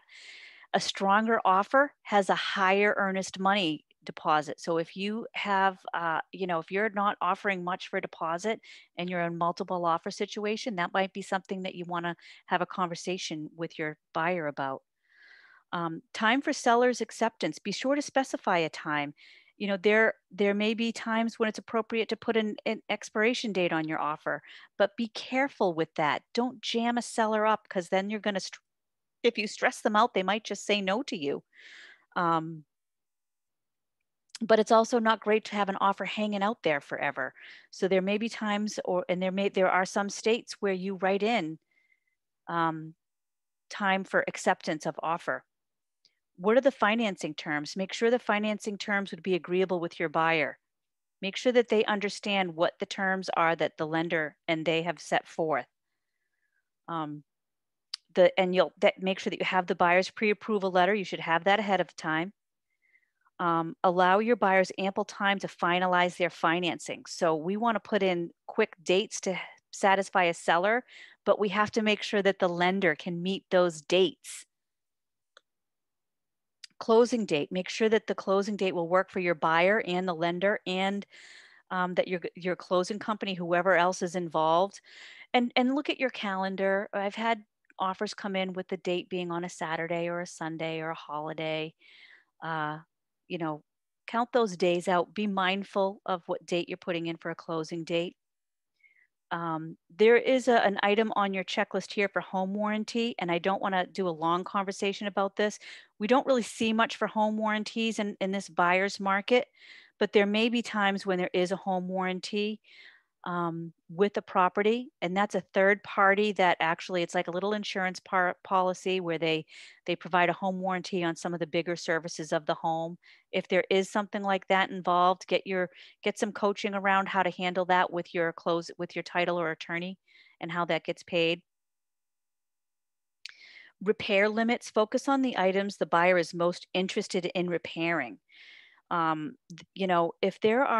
If you're putting an offer in on a property and there's health and safety issues, a lender's appraiser might pick up on that. But it's also important that if repairs are not going to be made, that your buyer is aware when you're writing the offer that no repairs are going to be made. But if something has to be done for a repair and that is what is part of the offer. You need to write that information in. If it's aesthetics, the buyers really should be dealing with that after they close. So those are conversations to have with your buyer. If there's specific clauses or contingencies, those get put into writing the offer. If there's special conditions that must be met in order for the contract to close, like a satisfactory inspection report, if that's part of it.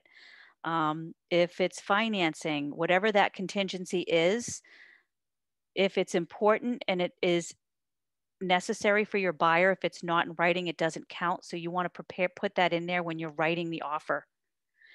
And I'm going to actually leave off this last item till after our break, because I think it's important. We're going to come back and talk about a cover letter to the agent versus cover letters to individual sellers. Okay, so if you guys have any questions, come back with them. And it's 10:40 now. Is 10 minutes enough for everybody? 10:41, so we'll come back at 10:52 ish. Perfect. Okay, thank you.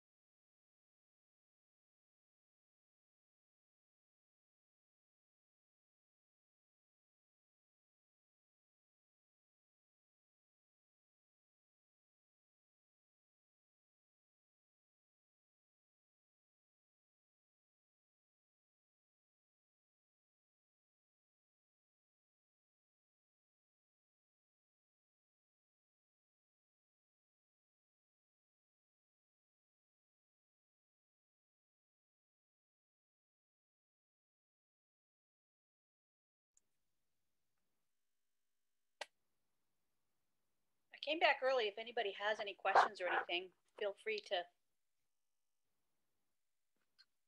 yell them out.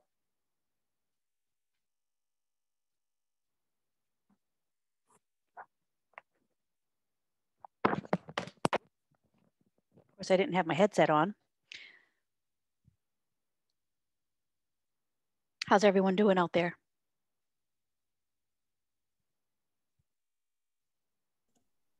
No complaints.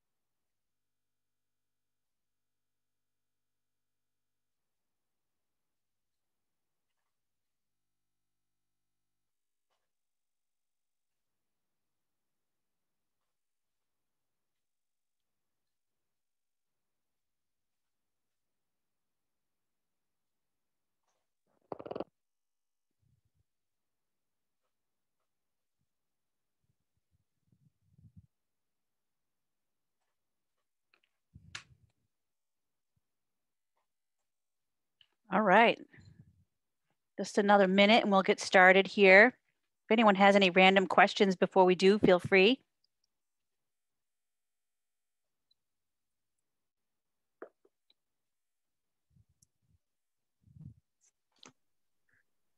When you said talking with lenders, who do you call? Who do you ask for? The loan officer or? Great question. So I work with a mortgage broker. I would really recommend, I don't know, I know every market center is a little differently. We have an in-house lender. If you have one of those, that person would be a great place to start. But this is a good time for you guys to be building a relationship with some local lenders. You could even ask your fellow agents that have had some transactions under their belt who they like working with. We work with somebody that is local, that is a broker, so they can offer multiple types of lending packages. And I had the benefit of my husband had jumped into real estate before I did. When he started, he formed a relationship with a great local lender. And I tell you, she really taught him a lot about walking him through the lending process. When you work with someone local, you tend to get that more one-on-one help. They'll take your call. They'll take your call when you need it on a Friday night or a Saturday or something. But yeah, you're going to look for a mortgage broker or a loan officer. Okay. And start meeting with them. You know what? They want your business. So a lot of them will just, you know, do a lunch, take them out for coffee or lunch or something, and start forming those relationships so that when you have questions on lending, whatever, you can ask them. When I'm working with a buyer myself, personally, part of my process is that I connect them with my local lender. Even if they have someone, I find out if they want to get a second opinion. If they're working with, you know, a Bank of America or Quicken or something like that, I always suggest getting another local opinion. And I will do an email introduction and make that connection to see if there's an opportunity for them to want to work with a local person. They may offer things that a larger, you know, conglomerate can't offer them, and just a different perspective. I want my local lender to be able to give the same level of service that I give, which is pretty high.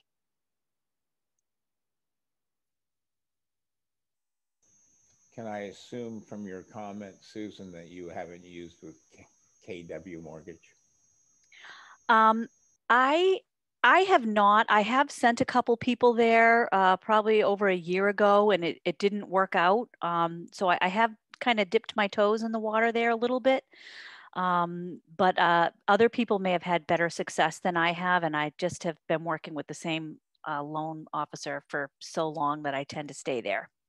No, but I would, I would investigate that. I don't think it's a bad thing for you guys to be reaching out to them. No, I agree with you. Locals will take care of you. Yeah.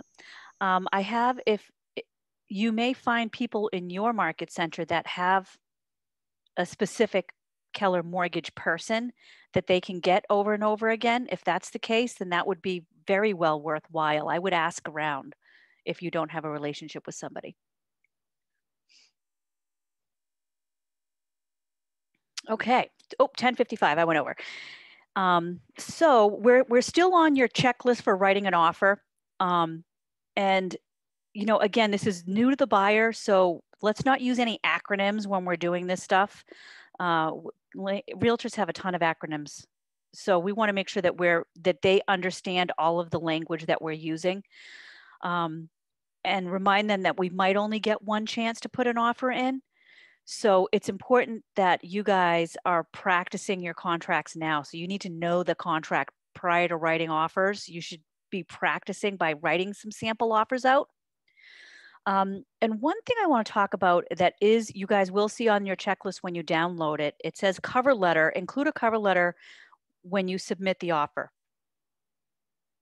We're really recommending this be a cover letter to the agent.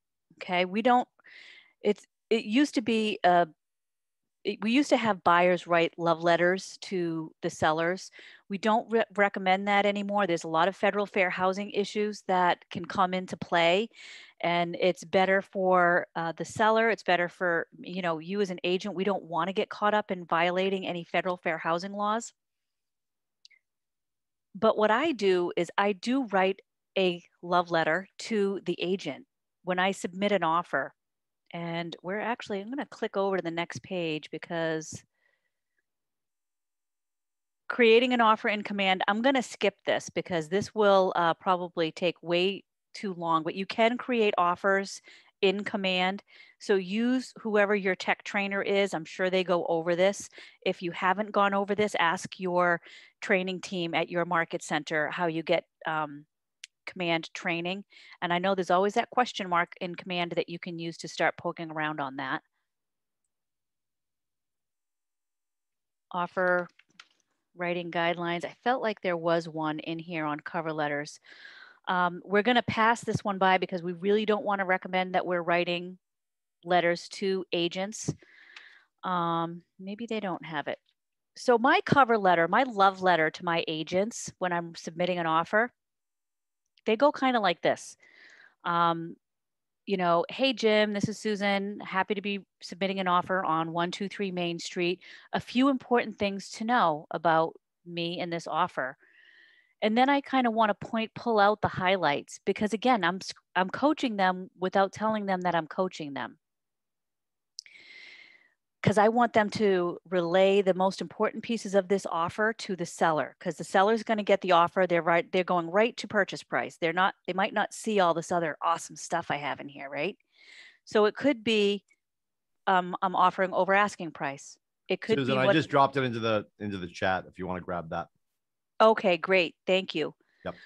I'm letting them know that if we're doing inspections, that I've coached my client on what inspections are for, that they're for significant defects not previously disclosed, that we will not be coming back to the seller with the honeydew item.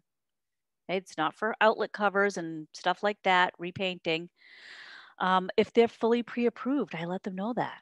My buyers are fully pre-approved. Their file's already been through underwriting.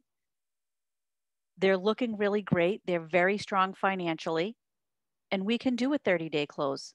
Whatever those highlights are, I'm pointing those out in that cover letter,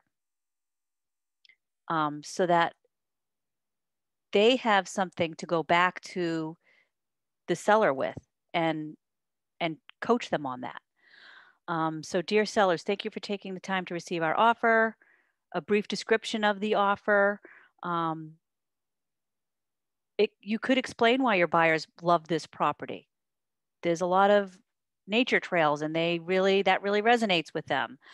And thank them for their time. You know, the agents want to work with agents that they like. Sellers want to work with people that they like. Be someone that people like.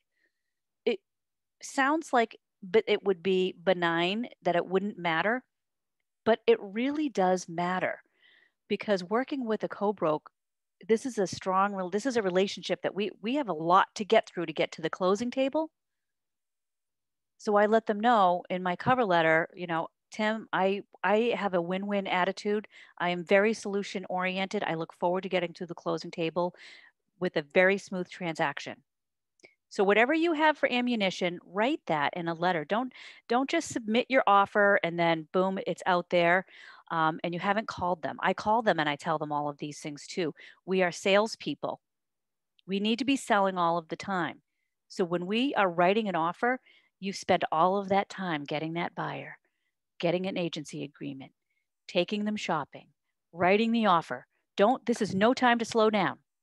Now we sell to the co-broke. And I start that with a letter to my co-broke. Okay.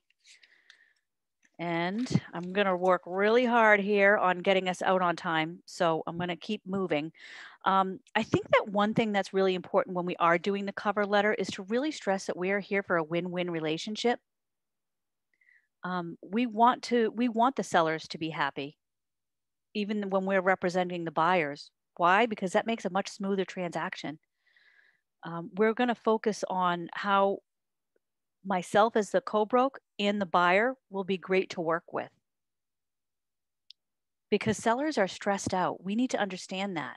We need to help our buyers understand that. So whatever we can lift off the table for stress from the seller side when we're presenting an offer will help us to get our offers accepted. We're going to bypass role playing in lieu of time. But if anybody has any objections that they need help with, just feel free to shout them out as far as offers with buyers. Some buyers want to lowball. Some buyers have to lose properties before they'll take your advice, and that's okay. I have had buyers do that where I'm like, yes, you can ask for those things, but if you ask for them, you have a much less chance of getting your offer accepted. But if they want to do it, we do it because we work for them. And we let them lose property sometimes before they kind of get where we are at with the market that we're in right now. Everyone has a client that expects a deal on everything, even in this market. So when we're working with buyers that have objections around writing offers that have a stronger chance of getting accepted, we talk to them in terms of facts. What are the days on market? What are the closed comparables? We go back to their motivation. Okay. You really wanted to get to North Carolina to see your grandkids. What is the strongest offer that we can write for you? How can we make you a stronger buyer right now? So we're gonna present the offer. So we're gonna notify the listing agent that there's an offer coming. If I am writing the offer and I'm working on getting signatures because the market is moving so quickly right now, I give them the heads up. Because if they have a deadline, I need to know about it. And if the deadline is in an hour and I need an hour and a half, I'm really gonna want them to wait for me. And I want them to wait for me with a good attitude, not like, oh, I have to wait for Susan.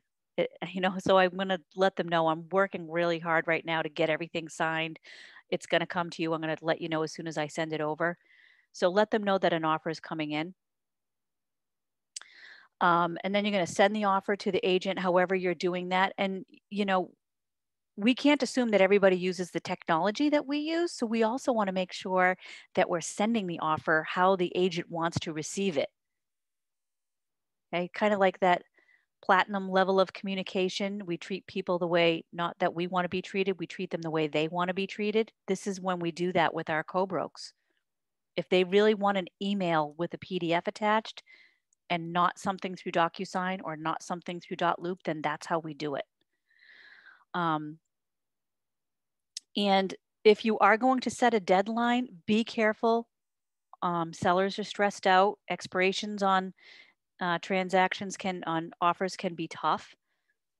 And then you're going to use Command. You can create the offer in Command with, if you need help with that, find your tech trainer and they can give you some training on that. And then we're going to consult with our buyer when the seller responds. And here's where it's important that we're setting the correct expectation. We can ask the listing agent when can we expect the seller to respond? What's your plan with your seller?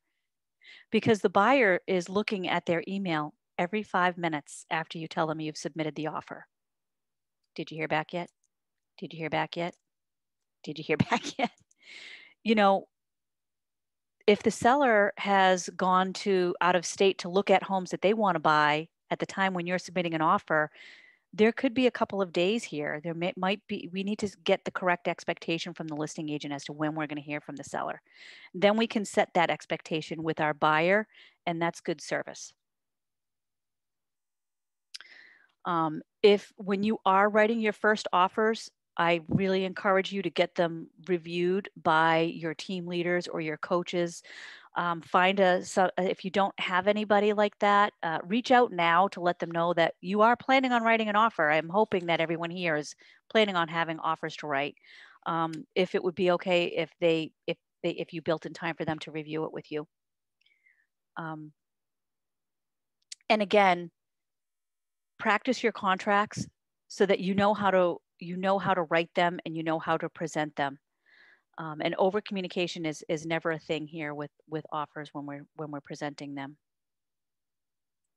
And once you send that offer out, the ball is in the seller's court. So now we have to wait to hear back from them. We get the expectation of when we're going to get it. We make sure to start with that the seller received the offer. So we can't be set it and forget it when we send offers out. We have to make sure that they've received it.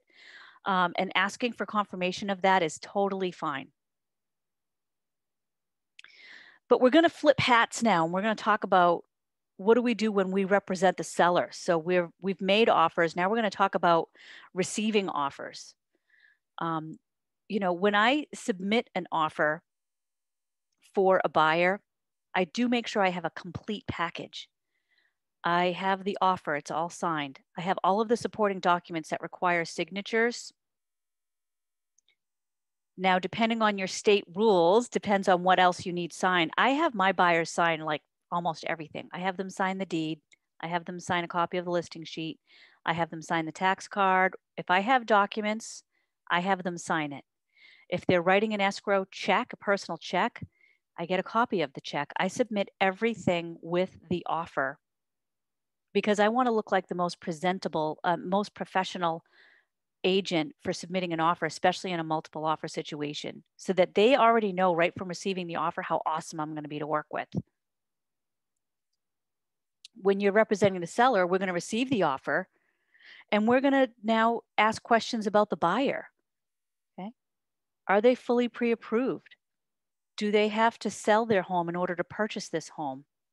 Oh, they do? Are they on the market already? Oh, they are? Are they under contract already? Oh, they are? Are they past inspection contingencies? Oh, they are? Are they past appraisal contingencies? What other contingencies are in their contract? You're now, if you're in that scenario, you're starting to stack up offers. It's important to know these things. We're going to check the offers that come in when we represent the seller. Did the other agent fill it out correctly? Is it really signed and initialed everywhere that it's supposed to be? Did they send their pre-approval with the offer? Is it a local lender? Do I know them? I call them before when I'm sending, we submit offers to our sellers when they come in. We don't hold them and say, well, I know they're on vacation for I send them right away. But then I start digging into the offer so that I can give great service. I call the lender. I just received an offer on 123 Main Street. I represent the seller. The buyer is Tim Lindsay. Can you tell me anything about his financing? I see that it's conventional. They're putting in a 30-day close. Is that something that you can meet? They could be, well, they might not have any information yet about them. We need to find that out. And we need to respond. So when we are representing the seller and we receive an offer, if it was someone that just emailed it over and didn't call me or text me or make sure I knew that it was coming, I still choose to be the most professional person in the room. I respond and say, I received the offer. Thank you. We'll be in touch.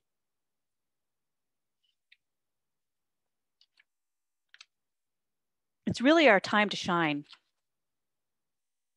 And, sometimes you can ask leading questions that the buyer's agent doesn't have to tell you. But again, depending on who you represent, you try to find motivation for your side of the transaction. Like, how long has the buyer been looking?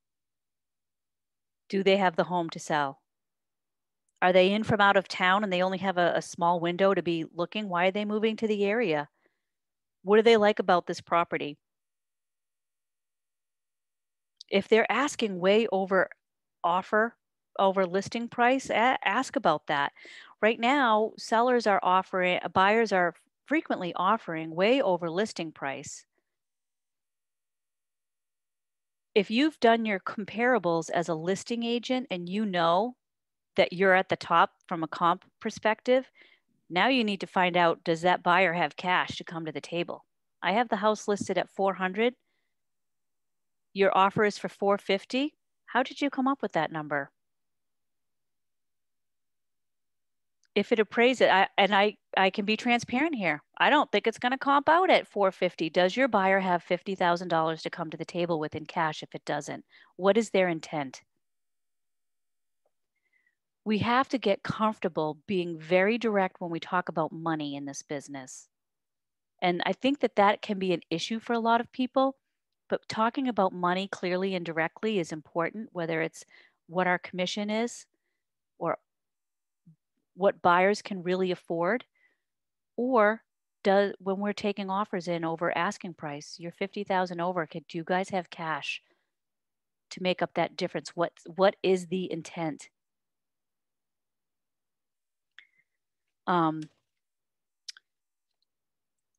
If it's going to be, that they do have cash, then we also have to figure out what we're going to put in writing when we counter offer in those kind of appraisal gap conversations that are happening right now.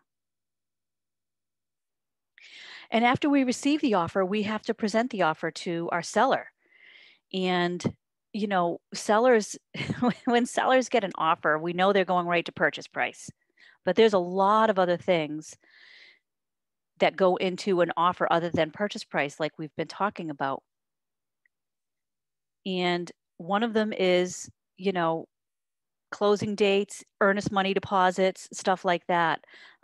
So I like to go through offers line by line. I send them out and then I go through them line by line with the seller so that they understand you know, what's transferring for property, like the stove, the refrigerator, stuff like that. But we notify the seller, we present the offer in person if possible. I rarely present in person anymore. I really do things electronically and then I call them on the phone.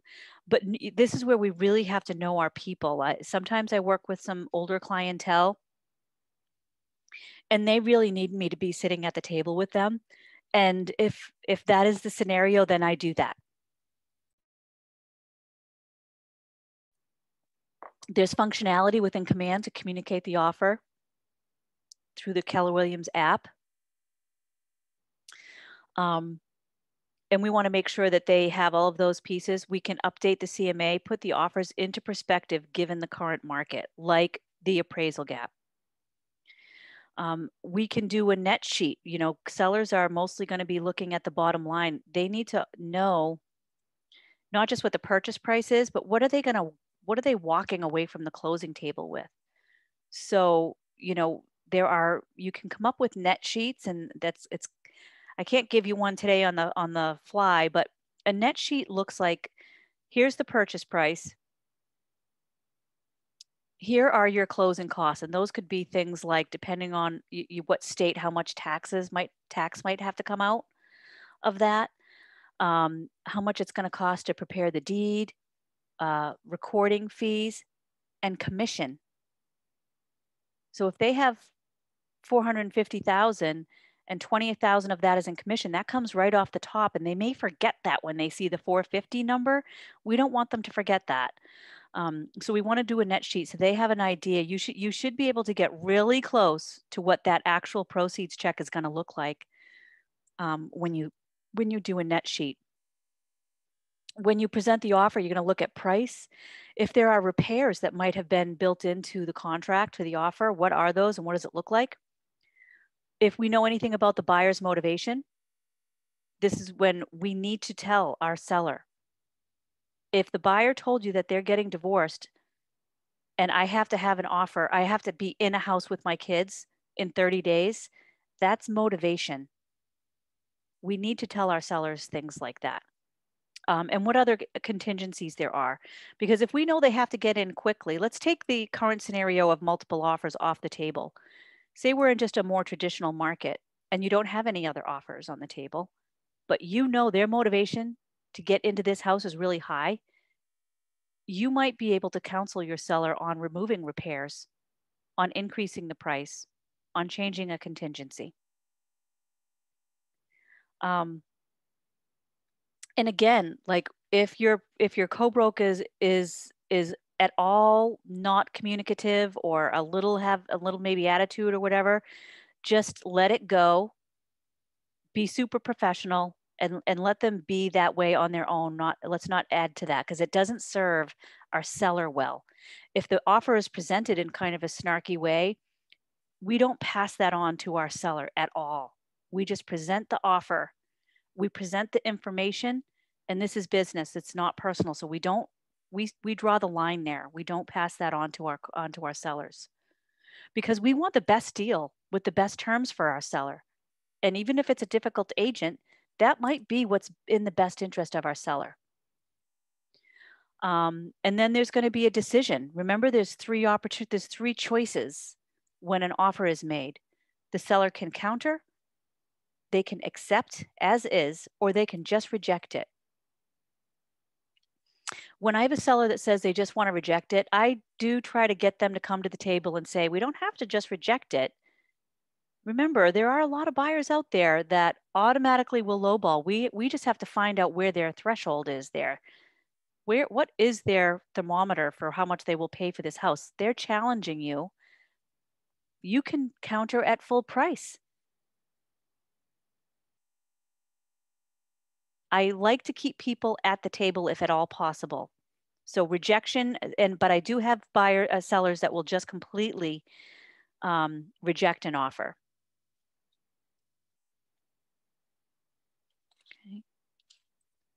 and we're going to respond to the offer. So just like when we're working with a buyer, where once we have an offer on the table, like momentum is our friend, the same thing when we're working with a seller.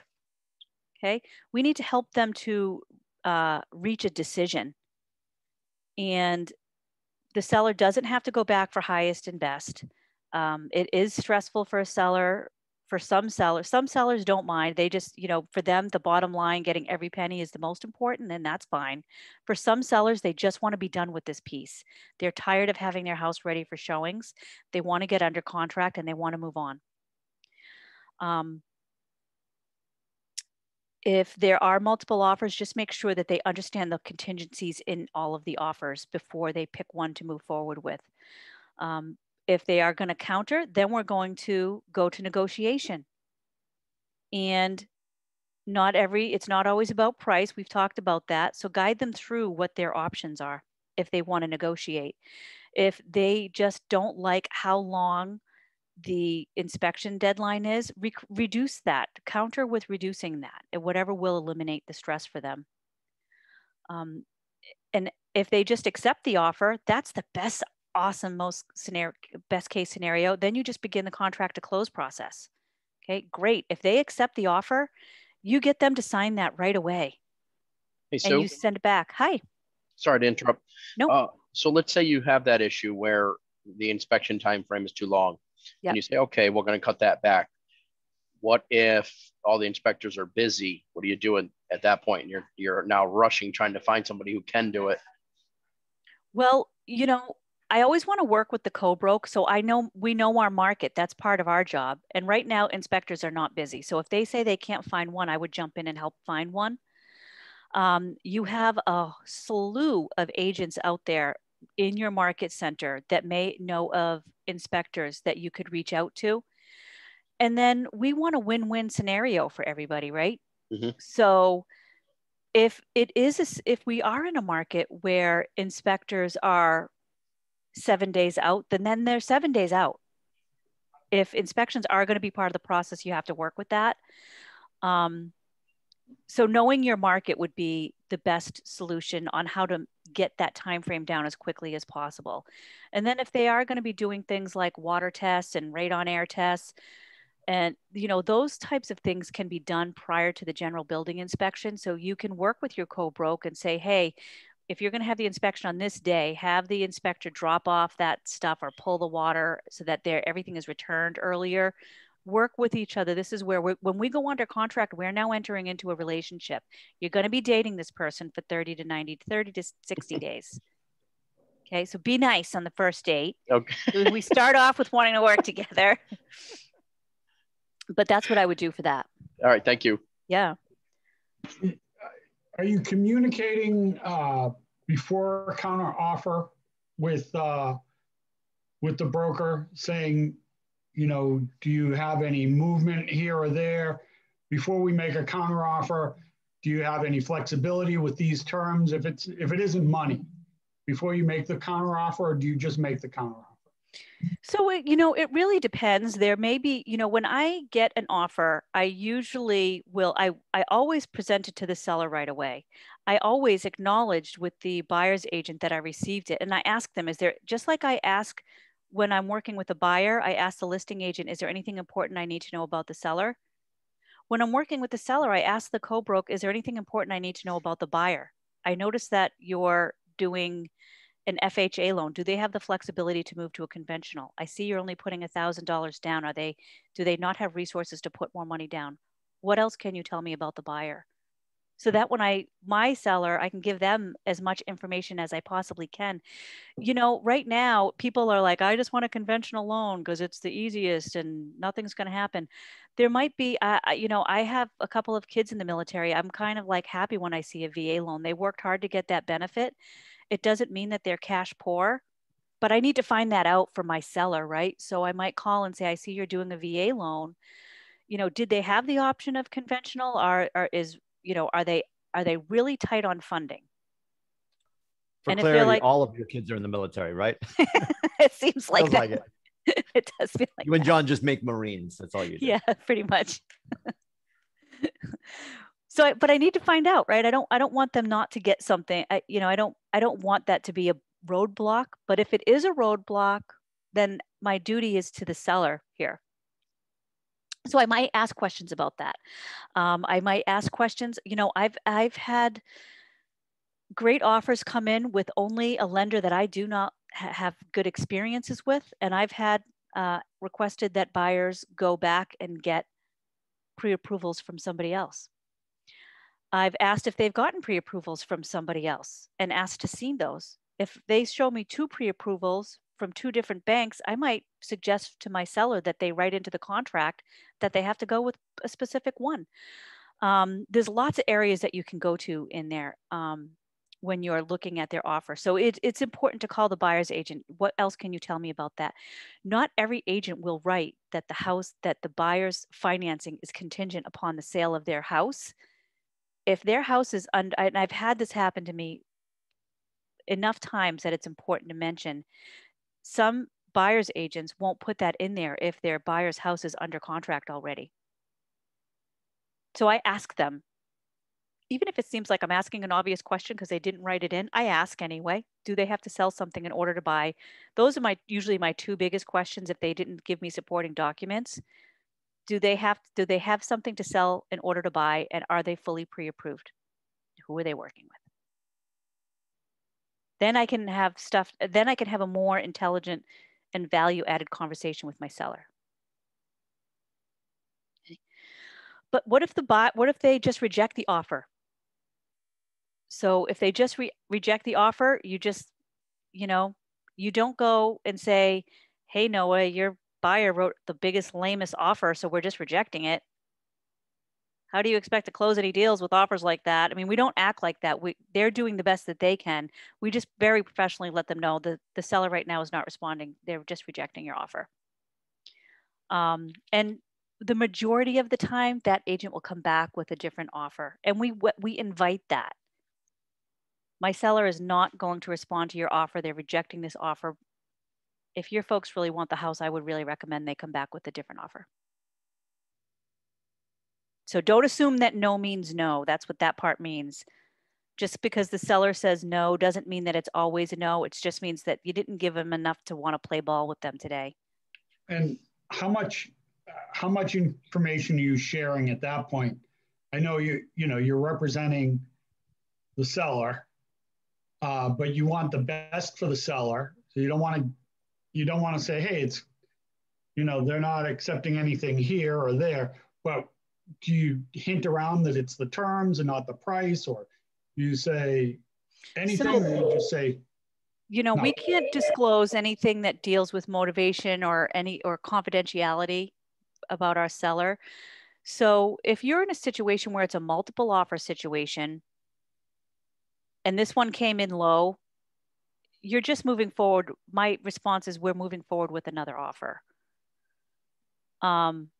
I have recently just been in the situation where the house that we listed was really, it was outdated. It had deferred maintenance. It was overpriced. We do what our sellers want us to do. Sometimes they don't take our advice. And we didn't have multiple offers. And we got a decent offer in that my seller just rejected. So that's what we went back with. We were like, the seller is not accepting your offer, and they're choosing not to counter right now. If your folks really want it, I would recommend you just write another offer. We are under contract with that person right now. Sometimes it just takes a little work. So I'm not giving away anything. And it was only price in that scenario because they weren't doing inspections. I mean, it really was price.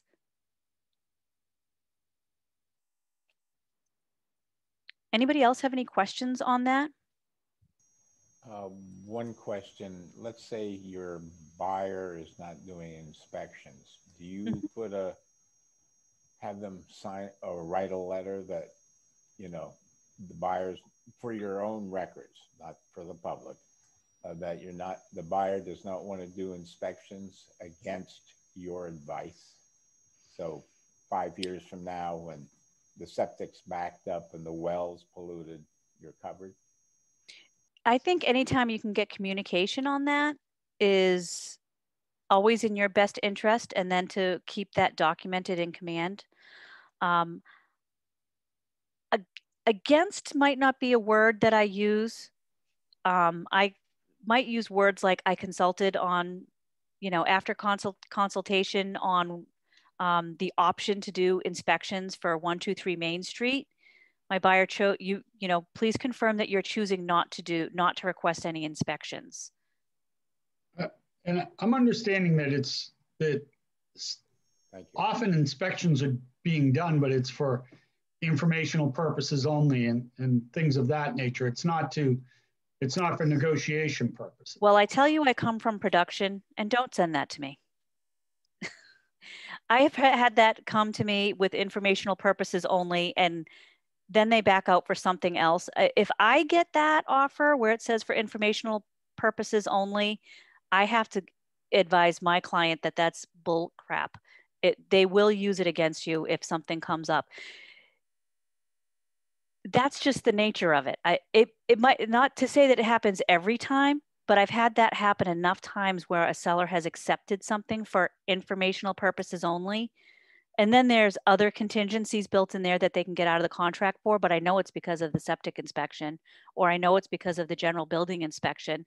So if it's truly for informational purposes only, then you can be informed of that after you close. If you buying this house has nothing to do with what an inspection is going to look like, then I am happy for you to have that scheduled for the day after we close. I would definitely practice some scripts around that for representing the other side. If I received that as a seller, I would counsel them on negotiating a counter and removing that. Go ahead, Nina. How do you feel about putting in an aggregate for the inspection, like a high aggregate? What does that mean? So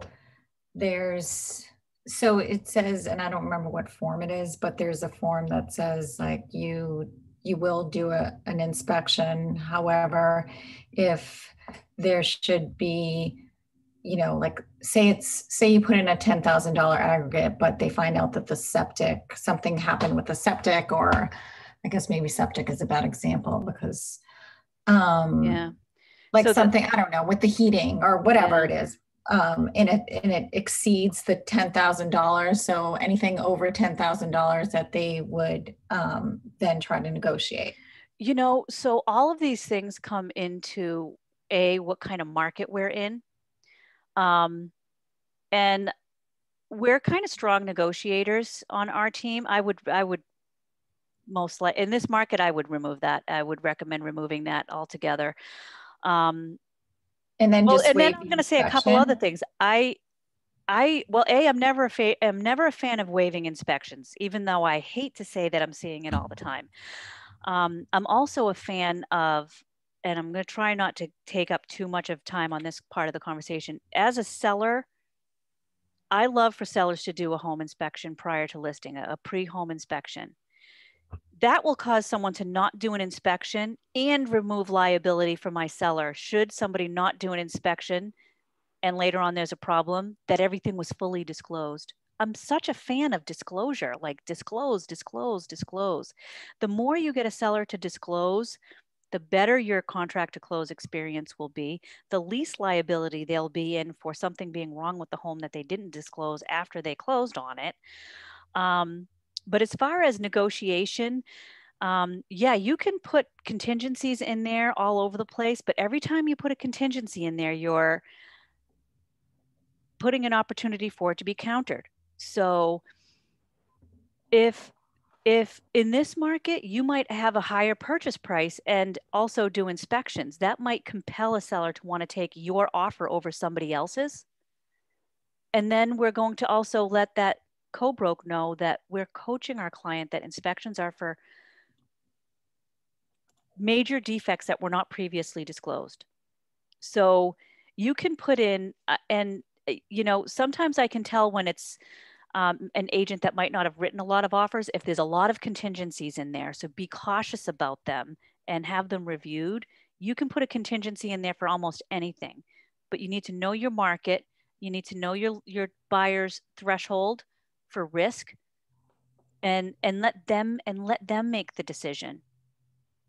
If they have to have the inspections, then put them in there. And if they don't get it, then they just have to know that they might not get it and be okay with that. I'm okay with that. If they have to do an inspection, I'm working with buyers right now where we've had the inspection conversation, and for them, they really must have it, and they should. And if that means we have to see more houses and write more offers until they get accepted, then that's what we do. Does that help answer that question?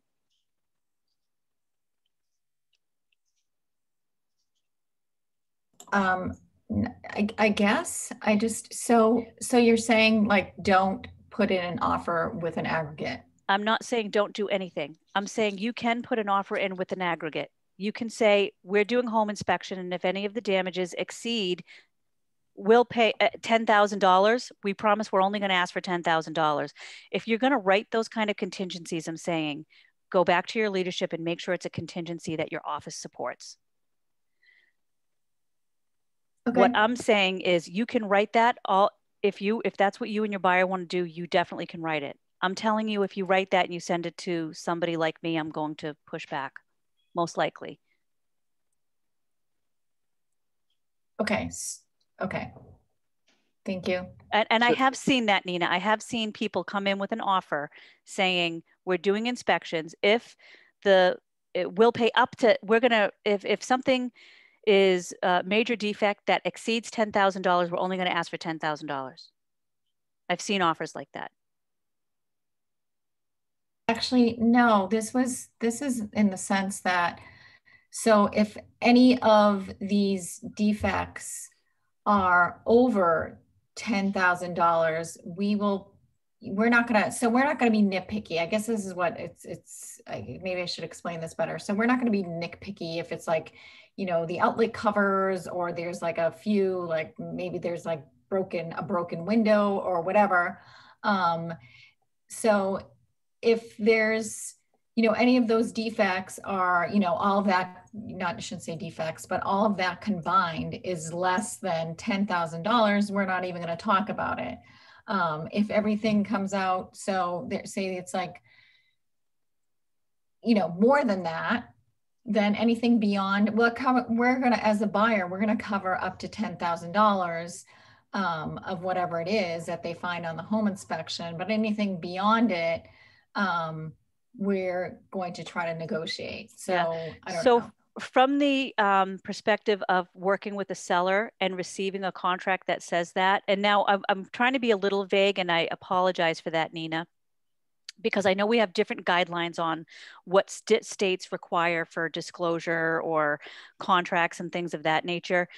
As far as working with a seller and reviewing offers, I would have to make sure that they understood what the buyer is asking for. And then I would also, when they say, well, what would you do, Susan? I would say, we go to the counter the offer and negotiate and remove that.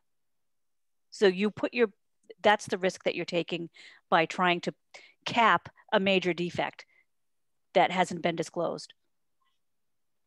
Okay. By a dollar amount. Okay. Hey, Tricky conversation, but a good one. Yeah. I got a question. Let's say you put in a really strong offer, and you did put in that you would like an inspection done. But let's say you personally are not that worried about it from what you've seen of the home. You have a good idea of anything that looks, like a problem, and you're not really noticing anything, but you still want an inspection done anyways, right? Can you write in the notes something like, we would love to have an inspection done, but if that's going to cause us not to get the offer, if there's another one that beats us out because of that, and we would like a chance to rewrite the offer. No. Okay. You don't get that choice. Remember, we go back to, you might not get another choice. Yeah. We put our best foot forward. Contracts are not if, then, but, what if. Contracts are black and white. If this happens, then this happens. If this happens, then that happens. Okay. The more you try to circumnavigate scenarios, the less I'm going to want to work with you. And I'm coming from production, so I'm super direct, you guys. I hope I'm not offending anybody. Your offer is your offer. So you're either going to do inspections or you're not going to do inspections. And I never say, I don't see anything wrong, because the thing about inspections is they're for defects not known, significant issues not previously disclosed, if you're in New Hampshire, is the correct terminology. I can't tell what a septic looks like if you're a septic. I can't tell what's behind the walls. So I don't usually say, I don't usually use that language. Contingencies are just creating more loopholes that create more problems, correct? Yes. If I have the buyer, I want to put as many contingencies in as I can, right, to get them out if they don't like something. But when I'm working with the seller, I need to remove as many of those contingencies as possible. Let's remember, the seller is now taking their house off the market and saying no to every other buyer. Okay. They might be having to buy something else. They may be moving their family. There's a lot happening on the seller side that we need to remove contingencies whenever we can, if we're representing them. If we're a buyer putting in a ton of contingencies, so my goal is always to create a win-win scenario. If you have a lot of contingencies on what happens scenarios, that's not a win-win. And you're risking, it's a less likely chance that your buyer's offer is going to be accepted. There are times when contingencies are important. So put the right ones in if you're putting them in. Susan, can you explain if it's contingent on an inspection or contingent on the appraisal, and how will that process go if the inspection comes back not in the buyer's favor, or same with the appraisal way, and how that goes in there? I don't know if you guys had negotiating contracts yet, but so if it's an inspection, and I'm going to be general because I don't know all the state rules. If it's an inspection, you generally have the right to do an inspection and then negotiate on any significant issues that weren't disclosed. And then you come right back to here. If you do an inspection and the buyer wants to do something, they say, you know, hey, I want to do this inspection, and the inspection happened and I want these things fixed. The seller can do the same thing. They can counter and negotiate that. They can say, yep, I'm going to do all that. Or they can say, no, I'm not doing any of that. Now, if I have a backup offer and you want all this stuff done, see you later. And I don't tell people that I have a backup offer, because that might be better than the offer that I have with you. You know what I mean? So that's how an inspection contingency works. You can do the inspection. If you ask for something, the seller can do it. They can negotiate on doing part of it or none of it, or they can just say, or they can do all of it. The appraisal is ordered by the lender. The appraiser goes out, they put a value on the house. It may impact their ability to finance. You may have put something, I might as a seller have put in writing that if the appraisal comes in low, you have to make up the difference in cash. I might have written that in, and you might have accepted that. Now, if the appraisal comes in lower than the purchase price, and the buyer can't buy it only at whatever the appraisal comes in, and the appraisal is really spot on because that's what the market comp really is, it might be in the seller's best interest to just accept that and move forward. And you know what the great news about that is? You just got the most the market's going to bear for your house. So then we script around that. Okay. But yeah, hi. When you waive an inspection, does that include the Title V? I am not in Massachusetts, my friend. Okay. Can't answer that one. Mm-hmm. But I would go to your leadership and ask about that. They might be able to help you. Okay. We are, and I'm trying to keep us on track here. We do have some more time. Does anybody else have any questions? I mean, that's a lot, receiving and reviewing and contingencies and how to represent, how to not represent. From what I have learned today, the key is practice, practice, practice before you go out for the real game. Yeah. Yeah, definitely. I'm glad I'm glad that you got that from that, because it's true. And, I don't want to say don't write in contingencies. I'm definitely not saying that. I'm saying just be conscious of what you're writing in, make sure that they're pertinent and relevant. And make sure it's what your buyer really wants, and not like us wanting to be like, I can write in a contingency for that when they don't need that. But be very cautious around inspections and whether or not to recommend not doing one, because there's a lot of liability around that. I'd rather take someone out shopping a lot to get the right house and have them do an inspection than to take them out. But I have to tell my buyers right now that you're most likely going to be in a competitive offer with this house. You may be up against people that aren't doing an inspection. I am not going to tell you not to do one. I just have to tell you that that's a contingency that we could come up against. Susan made a great point too. Sorry, go ahead, Susan. No. Is there something else we can put in there that might offset that, if that's super important?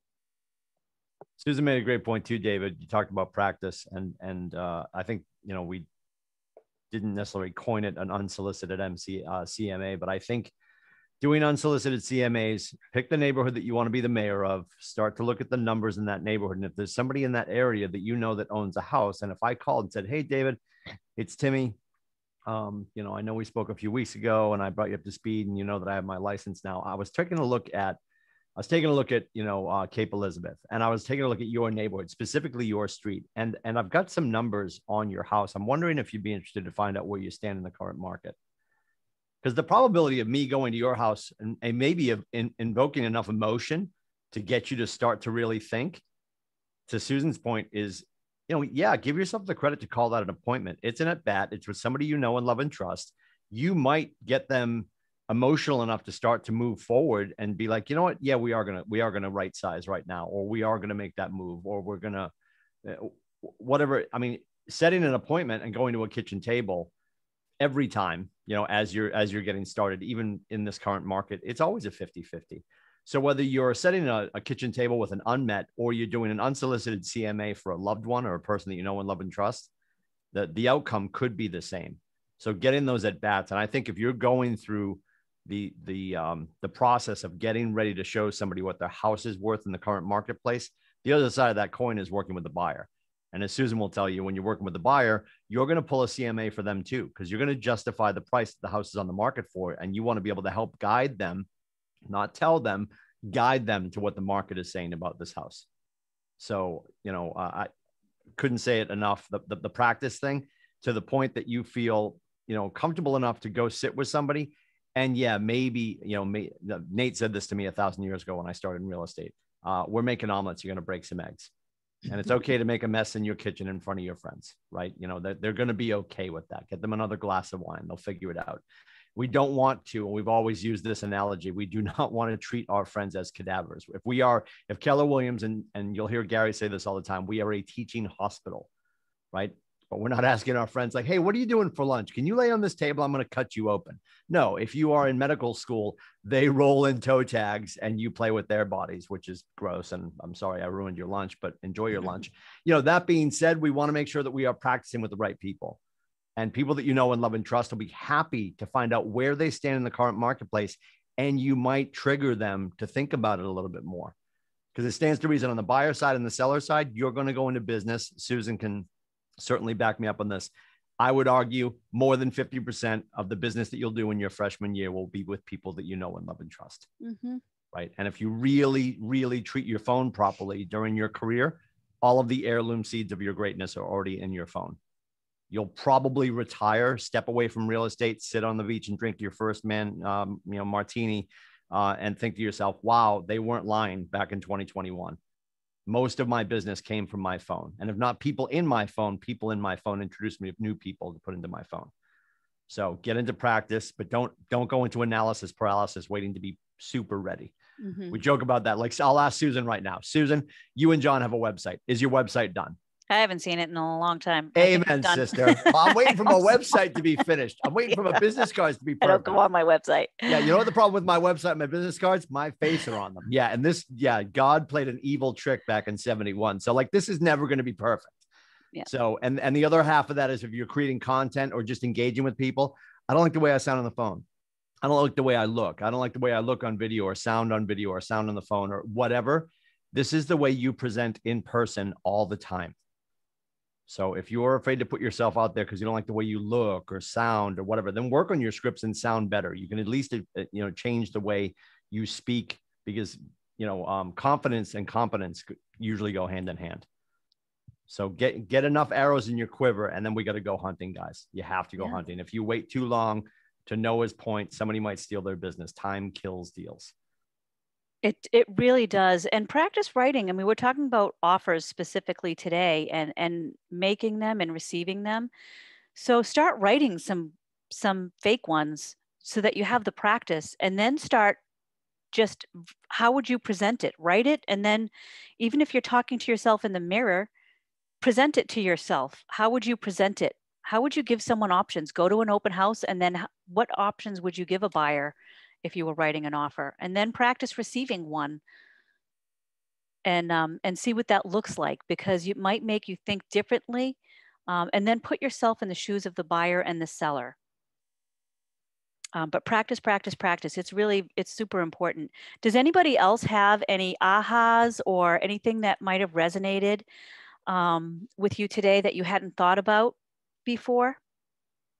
Well, it's not an aha today. Well, today helped me a lot. I'm putting, my mom's house went on the market yesterday, so I'm going to be receiving a lot of offers by Monday of next week. So now I have a little bit more knowledge of what to look for myself, of what I'm going to be looking for in offers and stuff like that. So it helped me a lot today. Good. I'm so glad. And get solid on those offers lending. That if we protect our sellers by who the buyer, with the buyer's financing, we're truly protecting them. I have a question about the financing. Yeah. So of the two buyers that I have lined up, I did message one, and he said, he has a local guy. He's from Connecticut. So he has a local guy he's been using, and he's going to get all that information sent to me, because I just explained that, based on what we learned in this is, some sellers want that pre-approval in with the offer. The other individual is probably going to be a cash deal because it's going to be land. So do I need proof of their funds? Do I need to personally get? All right. I wasn't sure if we use like a separate party to get proof of the funds, or if that comes right to me, or. So for a couple things. So for the lending one, I would wait. I wouldn't wait. I would say, great. I'm so glad you have a local lender. What is their contact information? I'm going to reach out to them today so that we can all be on the same team. All right. And call them. For cash, we do need to let our cash buyers know that we need proof of funds right away. Like before we go shopping, we need proof of funds. And that can look like a bunch of different things, because as soon as you say proof of funds, some buyers are like, oh, I don't want to tell you, I don't want to give you that. It could be a letter from, and then just, again, with money, we're very direct, right? Great, proof of funds. What does that look like? Is it sitting in a bank account right now? Are you going to have to liquidate assets for that? Are you getting a HELOC for that? Some people think they're getting an equity line of credit on their home so they have cash, but have they gotten the money yet? So what does exactly proof of funds look like? And then when you find out, then help them with how they can get you proof of the funds. If it's a bank account, then they can get you the bank account information, and we can blacken out and redact account numbers. So we're not going to give anyone your account numbers, but the seller is going to need to see proof of funds when we submit an offer. Sometimes it's just a letter from whoever manages their portfolio. And if I represent the seller, that is perfectly fine for me. If their Edward Jones person sends me a letter on their letterhead saying, Noah has the funds available to support this purchase at this address or whatever, or just something like that. So it can be a letter from a bank or a portfolio manager or something like that. All right. Thank you. Yeah. If you have the pre-approval letter for your buyer, do you still have to call the bank and always call? Ask. Always call. Always call. If we're not comfortable picking up the phone and talking to people all the time about every piece of every transaction, then you're not in the right business. You can clear so much up by picking up the phone. You're also building a relationship with that lender. Okay. because I might need them on a Saturday or Sunday. If they've never heard my voice, they're not returning my call. We are in a relationship sales business, and picking up the phone and calling is super important. How long does a pre-approval last for? Because I mean, something could change in someone's finances overnight, literally. That would be bad if it happened that quickly. When I am writing an offer for someone, I let my lady know, I'm writing this for these people, and it's going to be, here's the copy of the listing sheet. If you're in relationship with your lender and something happens, they'll let you know. That's the beauty of that. And then you work together with your buyer. Like, okay, now that we're going out and shopping for houses, some of the conversations are things like, we don't change jobs. If you lose your job, you need to let us know. We don't buy new cars. We don't start taking out lines of credit for all the furniture for the house that we don't even own yet. We don't do anything with our credit. We don't pay anything off. We don't open any new lines. So we do have those conversations, especially when your folks are tight on money. But if you have a relationship with your lender, you guys should be able to navigate that fairly easily. If there's a big change that would make someone approve today but not tomorrow, they're going to tell you. That means someone lost their job or something. Mm-hmm. And they're doing employment verification very late now. They're waiting until the 11th hour because there's been such turbulence with employment. So, that's starting to clear up a little bit, because and I think New Hampshire currently has the lowest unemployment rate in the country, although they did push EVOs way out. The other thing, and we haven't said this 38 times today, and I wanted to, the best way to manage expectations is to set them. I've heard this so much in the last 3 months. Well, Timmy, it's really tough to manage clients' expectations. It's really always tough when you don't set them in the first place. So to Susan's point, calling the lender, and if it's a lender she's never worked with, but she's calling to just double check on all the stuff about the thing, you're now setting that precedent. And the language she's using is like, awesome, just wanted to connect with you because I really want to make sure we're all working together to get this closed. So when there is that haphazard call Friday at 4:45, Saturday morning at 10:30, they're like, oh, Susan Kenyon, she's on the ball. She's checking in. It must be important. Mm-hmm. Not who the hell is this? I'm trying to tee off, right? The lender is more likely to grab the phone and double check, because they know that Susan would only be calling if there is something of concern after having that initial conversation. So it's going to be easier for you in all of your conversations in this industry to manage your clients and manage the transaction if you set the expectations in and around it. Yep. And, I call lenders whether I have the buyer or the seller every week. So when I go under contract, I do set that expectation of, even when I have the seller, I'll be calling you every week. It's not a long call. I'm just checking in on conditions. Just want to know that we're all doing okay, because we're all everyone at this point now, everyone's wants the same thing. We already know we have a buyer that wants to buy and a seller that wants to sell, and two agents that want to get paid and a lender that wants to close a deal. So let's just all get there together. And sometimes it's okay to say that. I think Jack Welch stole the quote for sure. And I think he passed away in the last year. He was the CEO of GE for many years. Jack Welch said that our businesses will rise and fall on the content and frequency of our conversations. And this could go for your personal relationships and any business relationship. If you're operating on assumptions, it's probably going to end quickly and poorly, right? Mm-hmm. But if you're communicating consistently at a high level and everything is clear and expectations are set and met, you guys are going to close a ton of business, and people are going to appreciate clarity. And to Susan's point, if you're not willing to pick up the phone and be hyper clear, I was at Kohl's yesterday. There's a bunch of T-shirts there. They need help folding T-shirts. Rock and roll. Godspeed. Yeah. You gotta be able to do it, guys. There's just no way around that part of it. And the more we do it, the more we get comfortable at it, which is really awesome. And it can be fun. I don't mind doing that because I love it. I love getting on the phone with people, and I like making people happy.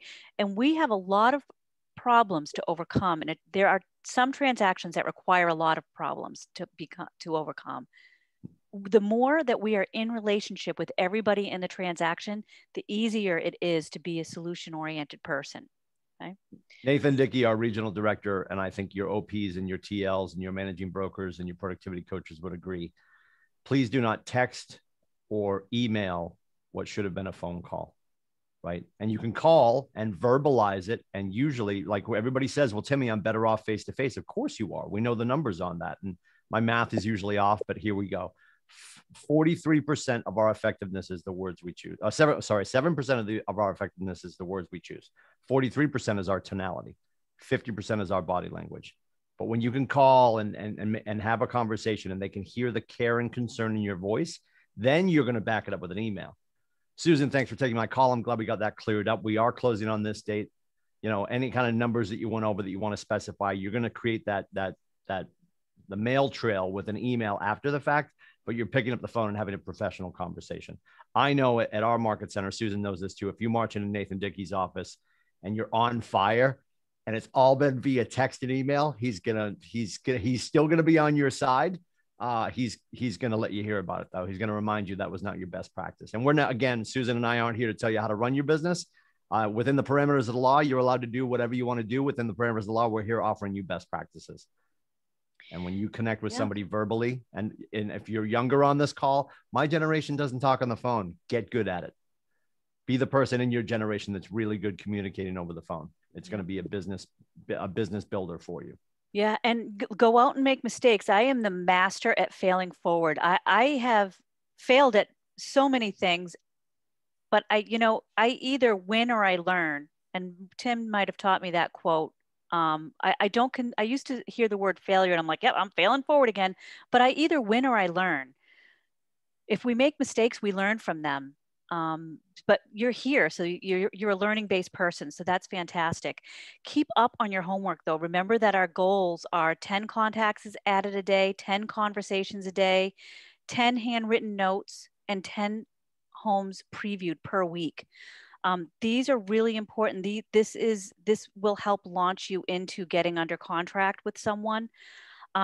Remember that dealing with business never takes the place of finding business. So don't forget your lead gen.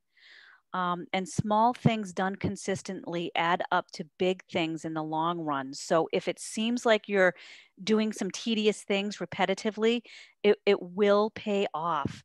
With setting goal, with receiving offers and making offers, it's about reading your contracts and knowing what they are, protecting your people. So keep practicing your contracts. If you need help, please look to your leadership. They are here to help you. Everyone at Keller Williams really, it does have your best interest at heart. And I know you guys can do this.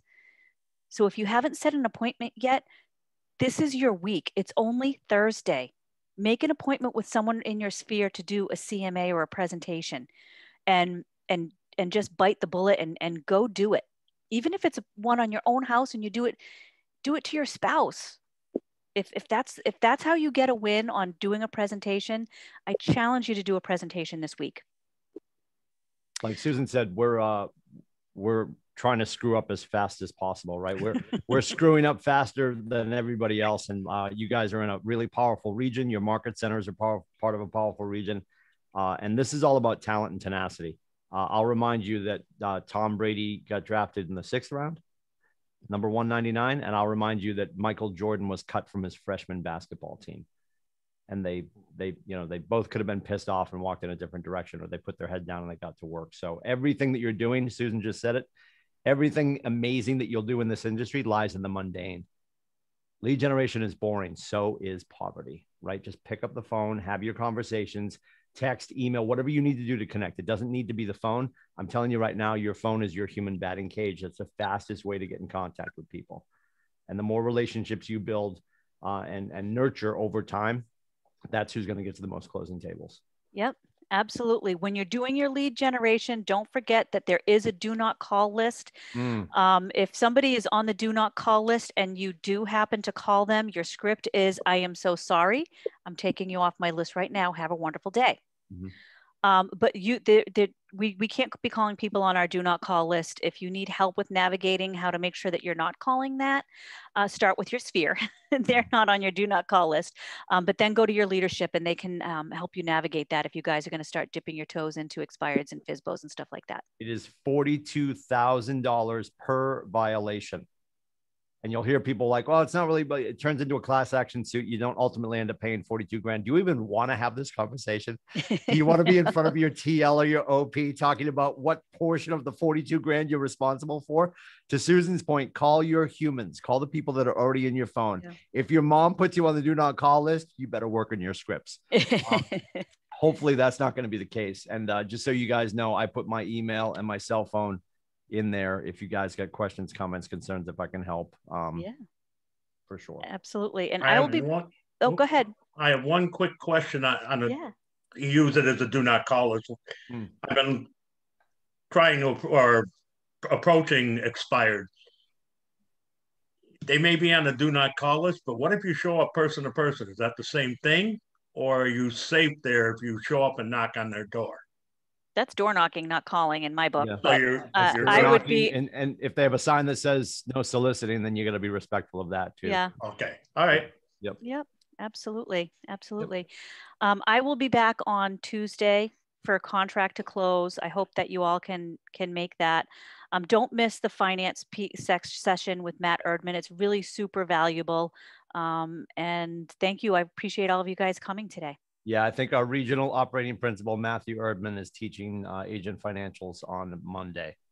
If your face has something, you should unbook your face and be at this for sure. Phenomenal class. Yep. Thank you. Yeah. Thank you, Susan. You're welcome. Have a great day, everybody. See you guys. Thank you. Thank you. You're welcome.